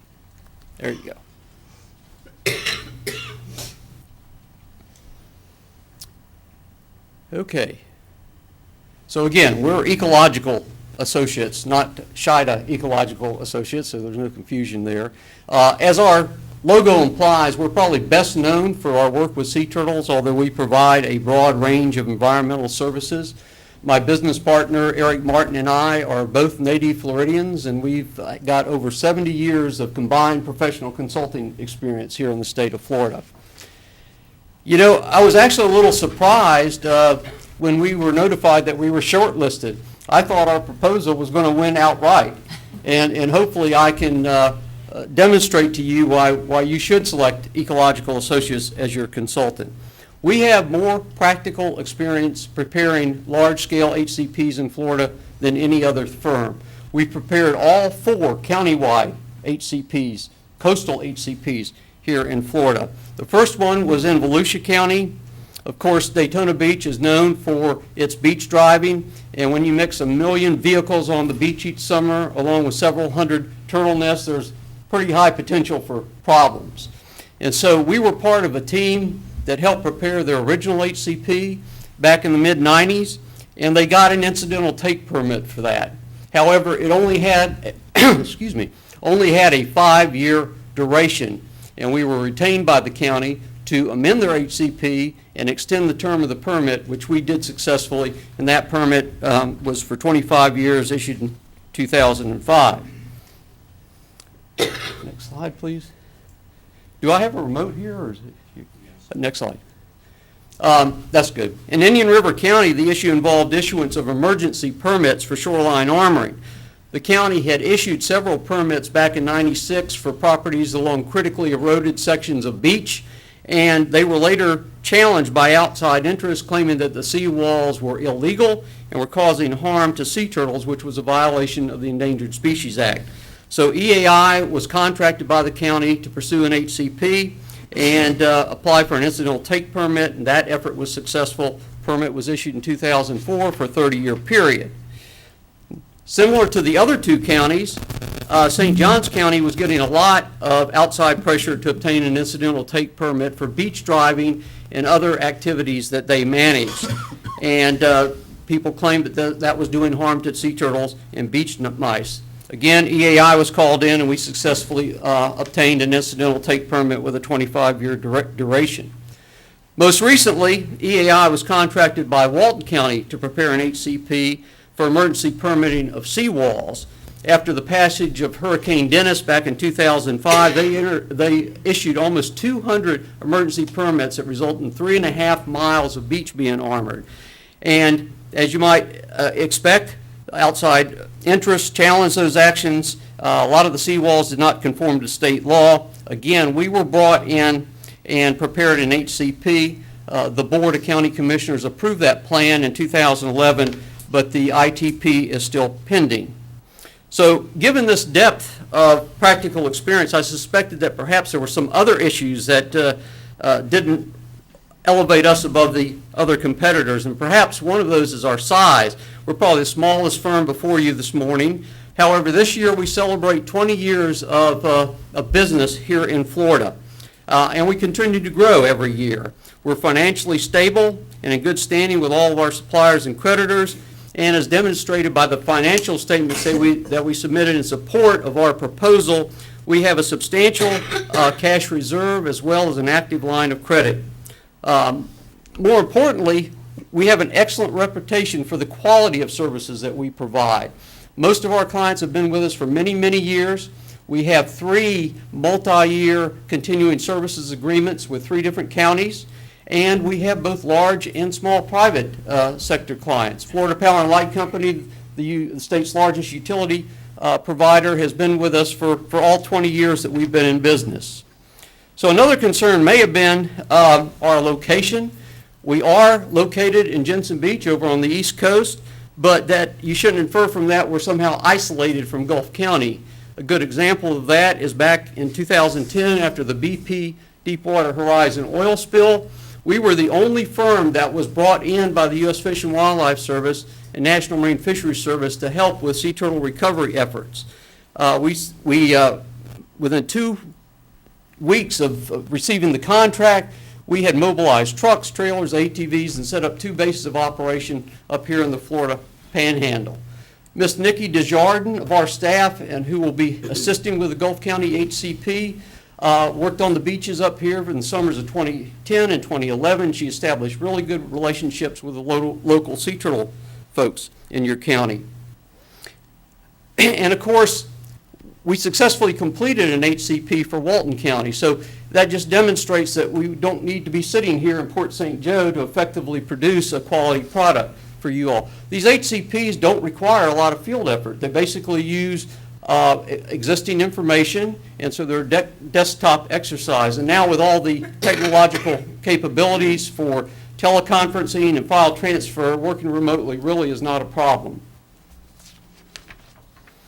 So let's talk a little bit about the EEI team. I think you have a pretty good idea of who we are. We have 2 subcontractors, the Natural Areas Inventory, or FNA, and Geodesign Technologies. The Florida Natural Areas Inventory is an affiliate of FSU, and they are the repository for all types of information regarding the state's natural resources. They catalog occurrence data for plants and animal species that are reported by the various agencies and research groups. Geodesign Technologies is a leader in scenario planning and simulation modeling using GIS, or Geographic Information Systems. Their models can project the impacts of things like coastal development and erosion on the habitat of protected species over the term of the HCP, and that's really important when you're trying to calculate the amount of take that's going to occur as a result of the county's various activities. So this team has all the resources that Gulf County needs to prepare the HCP. Right now, the same EAI team is part of a working group that's developing the Florida Beaches HCP. It's a statewide HCP that addresses impacts to protected species from activities that are permitted under the DEP's Coastal Construction Control Line program. And as part of that project, we've developed information and conservation strategies for 19 different species, including sea turtles, beach mice, nesting birds, and shorebirds, and the gopher tortoise. And the benefits to Gulf County that result from our involvement in the Florida Beaches HCP are pretty substantial. FNA has already assembled the most current data available on all of the species that will be included in the Gulf County HCP. They have held workshops with subject experts to ensure that the data are up to date, complete, and accurate. And we've also identified threats of coastal development and have begun fashioning minimization and mitigation strategies. And those can also be applied to the Gulf County HCP. One thing we're also looking at are opportunities to integrate countywide HCPs with the Florida Beaches HCPs, and I think there will be benefits to Gulf County from the simultaneous development of those 2 plans. And finally, through our participation on the Florida Beaches HCP, we've developed really strong personal relationships with staff of the Florida Fish and Wildlife Conservation Commission, DEP, and the U.S. Fish and Wildlife Service, all of whom are active members on the working group, and many of these same people will likely be key players in reviewing and the county's HCP. Now, I've used this slide in probably every HCP presentation I've given. A good HCP has something to offend everyone. I mean, ultimately, the goal of the ITP is to ensure compliance with the Endangered Species Act, but in the process, there's a lot of compromise that takes place. There's a lot of negotiation that goes on. The agencies are looking to maximize the protection of natural resources. The county is looking out to protect long-standing traditional land uses as well as taxpayer dollars, and stakeholders don't want their way of life abridged. In the end, everyone has to give a little, and we've become very adept at seeing that process through to fruition. So, to sum things up, I think I've demonstrated that we have a record of success in developing HCPs and obtaining incidental take permits. No other firm has the practical experience with coastal HCPs in Florida as EAI. We've established excellent working relationships with all the agencies and staff that will be reviewing the county's plan, and we've always been a strong advocate for unique local interests. And EAI's reputation and experience in the HCP arena brings enormous credibility to the table when we sit down and begin negotiating with the agencies. So hopefully I've made a persuasive argument as to why we should be selected as your consultant, and I'll open it up to any questions. Bingo, 10 minutes on the dot. Wow. So, Anyone from the, any staff have any questions? Anyone from the audience have any questions? well, it's very difficult to get a lot of information across in 10 minutes. And I have given each of you a packet that really talks in greater depth about the HCPs that we've worked on and the Florida Beaches HCP. And so hopefully you'll have a chance to peruse that information and as you make your decision. Thank you. Okay. Cardino? We'll send them in. Is Ray here?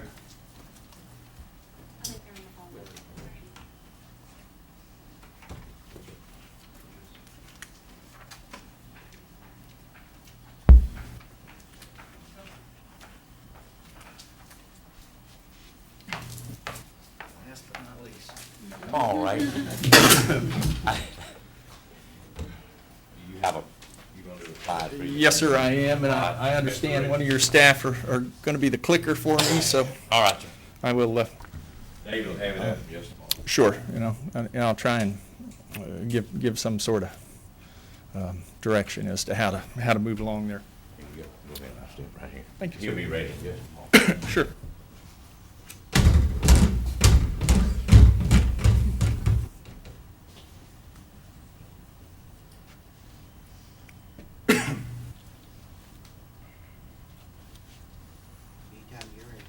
Oh, okay.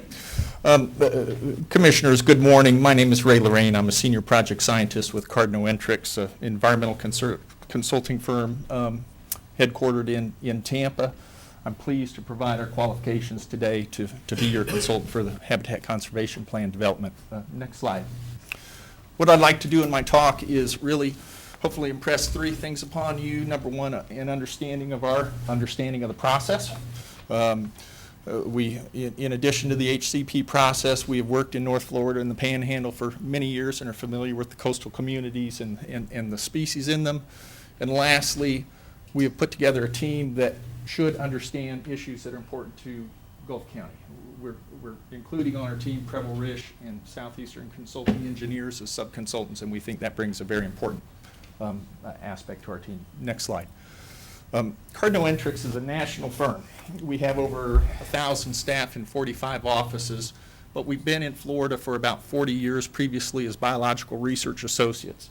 We have about 100 staff in 7 offices statewide in Florida right now, including the Panhandle and North Florida. We have an office of about 9 in Tallahassee, a small office of a single individual in Panama City. So again, we, as a firm, have worked in Gulf County and the Panhandle, but we also have our sub-consultants as members of the team that bring a great contribution as well. Next slide. We are unique, I believe, in the firms that you've heard from this morning in that regionally and nationally, we have conducted over 40 large-scale HCPs. Most of those have been done out west in California, Nevada, the Pacific Northwest where these processes, this permitting process has been ongoing for many, many years. In Florida, it's started in the early 1990s with some beach mice and sea turtle projects and has gone forward from there. Our projects have covered over 150 different species. Out in California, they require permits for things like butterflies and tiger beetles up to humpback whales. Those projects have covered over 13 million acres. Our fees on those is over $3 million. Lincoln County is a project in Nevada that dealt with desert tortoises and a flycatcher. The Super Ferry project in Hawaii was required by the National Marine Fisheries Service for impacts of a high-speed ferry on humpback whales and sea turtles.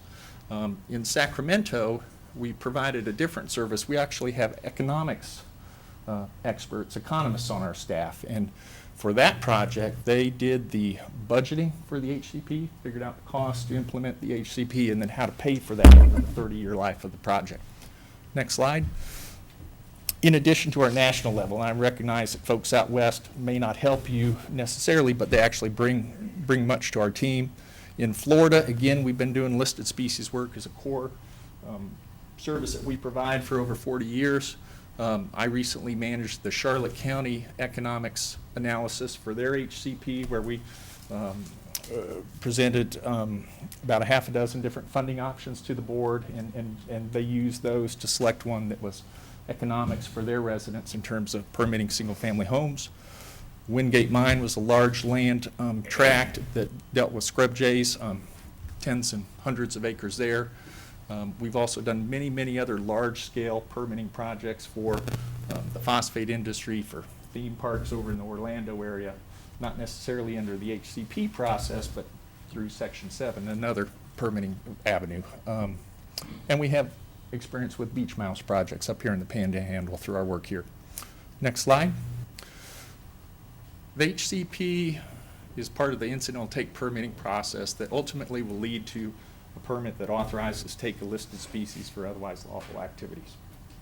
That's important to Gulf County because it provides y'all with legal protection, and it provides your residents who partake in the plan with legal protection. I put this flow chart up here not to get into the weeds on every one of these boxes, but to demonstrate it is a complex and potential controversial process. I think y'all know that. It's going to rely on the best available scientific and commercially available data. Your consultant team need not be experts in every species of beach mice and every sea turtle, but they do need to be experts in how to find that data with the help of the regulatory agencies and other academics, and then integrating that into your plan. Stakeholder involvement, landowner involvement is key. If you don't work that out, your HCP likely will not succeed. The plan has to be scientifically and economically sound, and big challenge on many plans is the economics. Lastly, if you get through that process, the payoff is it'll really streamline the permitting process in the future. Gulf County will administrate that plan. Your residents won't have to wait on permitting out of Fish and Wildlife Service in Panama City that may take 2 years and tens of thousands of dollars. There are ways to implement that, work it into your permitting and review process. Next slide. Just quickly, a little bit about a team, and I'm not going to go into detail on every one of those boxes, but we like to select a compact team of people that are highly qualified in areas that need to be addressed. Steve Godley, our principal in charge, has 35 years of experience in Florida. I have over 30 years with listed species permitting, 26 in Florida. Rob Knutson is an advisor. He's actually out in California, but he's worked for over a decade on large-scale HCPs covering over 65 species for the energy industry, so he's familiar with how these work. Again, the other boxes are the key tasks that will need to be addressed. That's a combination of staff from our Tallahassee office, Tampa, and Sarasota, where I'm at, and then our subconsultants, Preble Risch and Southeastern Consulting Engineers.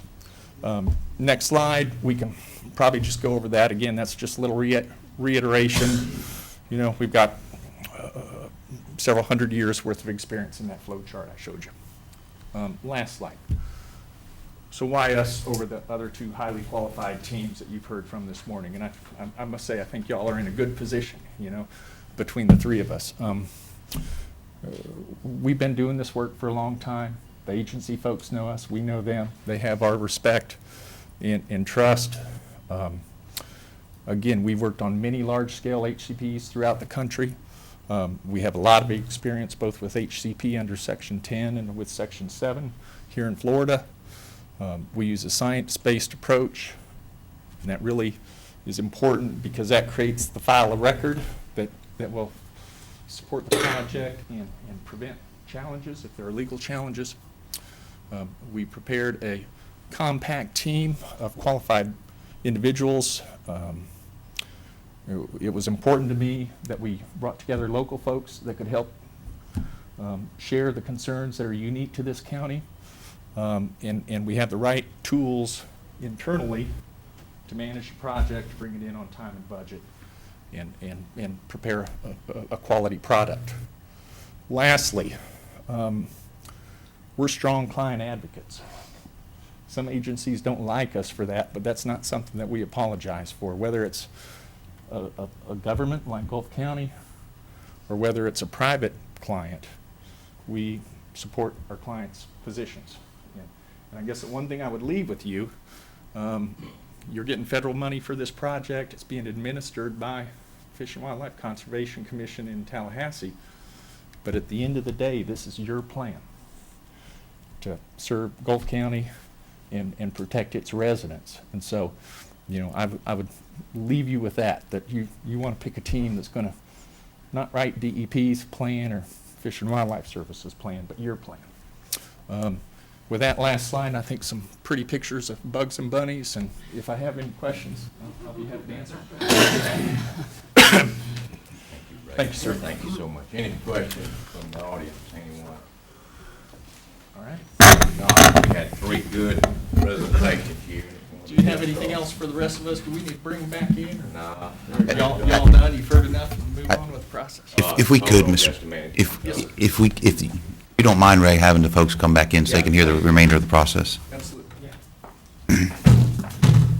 Mr. Chairman, while they're doing that, I just wanted to note for the record, I know some folks left, but I guess, Carrie, you do have the minutes. We recessed for 5 minutes, and then we came back into open public meeting. So I don't know if some folks thought we had adjourned, or what have you, but I just wanted to make sure it was clear on the minutes. We did recess for 5.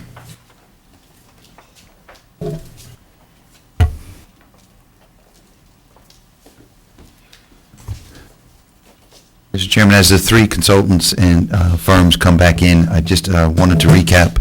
You have a tally sheet in front of each of you. Before 5 o'clock today, as I mentioned earlier, if you can provide to the administrator, who is the chair of the Technical Advisory Committee. As I mentioned earlier, it's a 5.5-month process.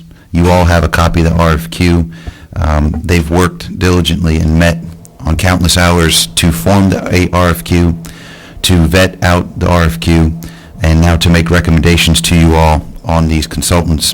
And I think you've heard 3 very quality presentations today that you all can make your ultimate determinations on. You will not be making any motions with regards to the forms that you have in front of you. I would ask that you provide a motion today to authorize myself to work with the Technical Advisory Committee after the final evaluation and tally is concluded, that we notify that consultant, and that I begin to establish and formulate a contract so we can move forward. We've contacted the Fish and Wildlife representatives and let them know that we will anticipate an extension on this grant agreement. I think the end of June is your deadline. The consultants all here reviewed the grant agreement and acknowledged that that was the deadline, but I'm also offering so they all know that we'll all work in conjunction to get that extension with Fish and Wildlife to move the date back. It has been an involved process. Just so you all know, your Technical Advisory Committee consisted of Rebecca Fowler, Tom Ostertag, Jennifer McGee, and Christy Yankus from Fish and Wildlife, both U.S. and state, as well as several department heads, your administrator here on the county level, Mr. Butler, Denise Manuel, Tawan Kopinski, Sherry Herring, and Lynn Lanier, all also consisted of those 9 members of your Technical Advisory Committee. And as I mentioned, invested a great deal of time. They all were active participants in that review. I don't know if any of the advisory committees, 4 of the 5 that are here, Ms. Manuel, or Ms. Kapinski, Ms. Herring, is there anything that you wish to add in the evaluation process to the TAC?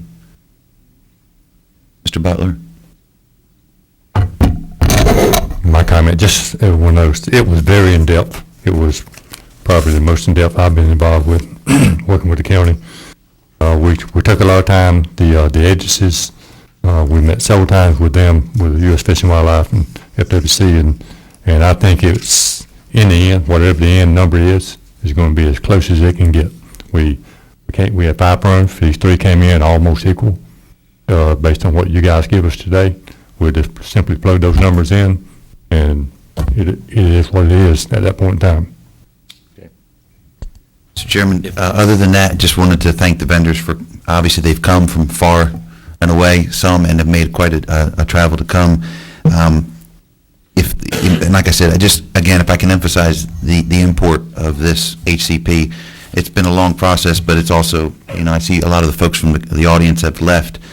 This will impact Gulf County, obviously, for decades to come. And so the steering committee that we'll have work with this consultant after you select the contractor will work over the next couple of months, obviously, to formulate something that Fish and Wildlife can accept. But it will be an involved process, so I just thank you for that. All right. Anything else from the audience? Anything? We need to, yes, Dr. Hardman, please.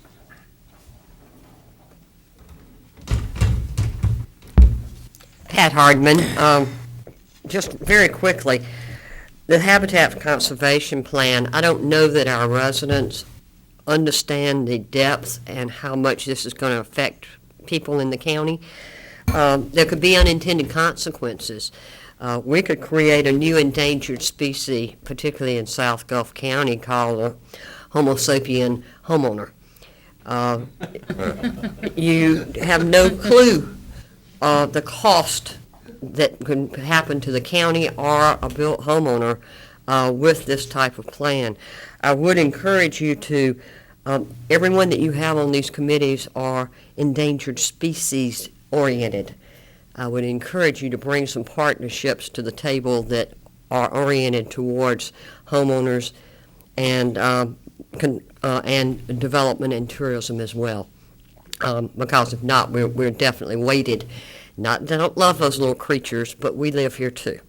So I'm just a cautionary mark. Second thing I'd like to ask you to do is, for some reason, the notice of meetings are not being sent out as they were. I'm not receiving the notice of meetings, and I was using the Coastal Community Association to get that word out to county residents of what was coming up in special meetings or putting the agendas out and the information out. And I think an informed public is extremely important. There's no cost involved. I mean, they're clicking to send them to you. They can click to send them to me. There's nobody having to mail out anything. It's actually a savings, and we're promoting what you're doing. And I think that I would ask you to please ask the clerk of court to include those of us in the private sector, again, with the notice of meetings, the agendas, the mail-outs, et cetera. Okay, let me turn over here right quick. Ms. Herring, you help this people out with this?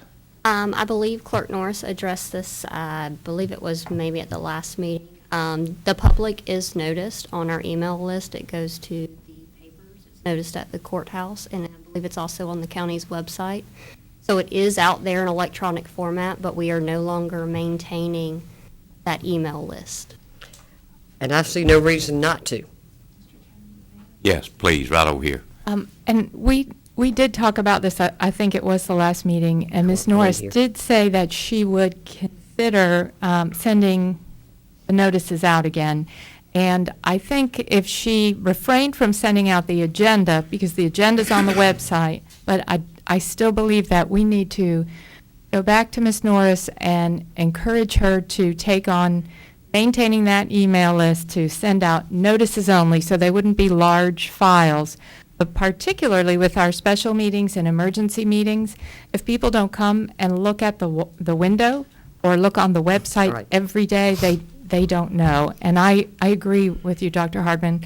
It is just the utmost, it should be at the top of our list that our public is informed and a participant in everything we do. Again, I would ask that the files, the agendas be sent as well, because if not, we don't know what's coming up and we don't have the information in front of us. Sending a file is not, that's a click, y'all. This is electronic age. And the perception is y'all don't want people to know what you're doing, and that's not true. Oh, no. That's not true, but that's the perception. And it's stronger than truth whenever we don't get information about special meetings. Okay, we'll address that. The last thing I have is really important. After these two, the sheriff decided to play Santa Claus at Christmas, and he went out and got some demented elves, and they threw a party down at the golf club and had a tournament, and then they raised more toys throughout South Gulf County and the whole county, with the South Gulf County Fire Department and the Coastal Community Association never been brought in. Well, he decided he was going to get hold of some deranged March hares and have an Easter basket tournament, and also a food and Easter basket drive. And we're kicking that off this Saturday with a tournament, and then we're going to, throughout the next 25, 30 days, get Easter baskets and food. Now, we're not asking the county commission to put up any money, but I am asking each one of you personally to bring an Easter basket to your next meeting for the sheriff's department. Pat, you gonna send us an email to remind us? What you want in the basket? That's amazing. Food. Okay, thank you, Dr. Hart. Now, we gotta get back over here. Sir. We got off step a minute now. If there's no other public comment on the HCP, if there's no comment from the commission, you all have the forms. I just ask for a motion to authorize the TAC to take that final evaluation, and I'll move forward with starting a contract with that consultant. I got a motion. There you go.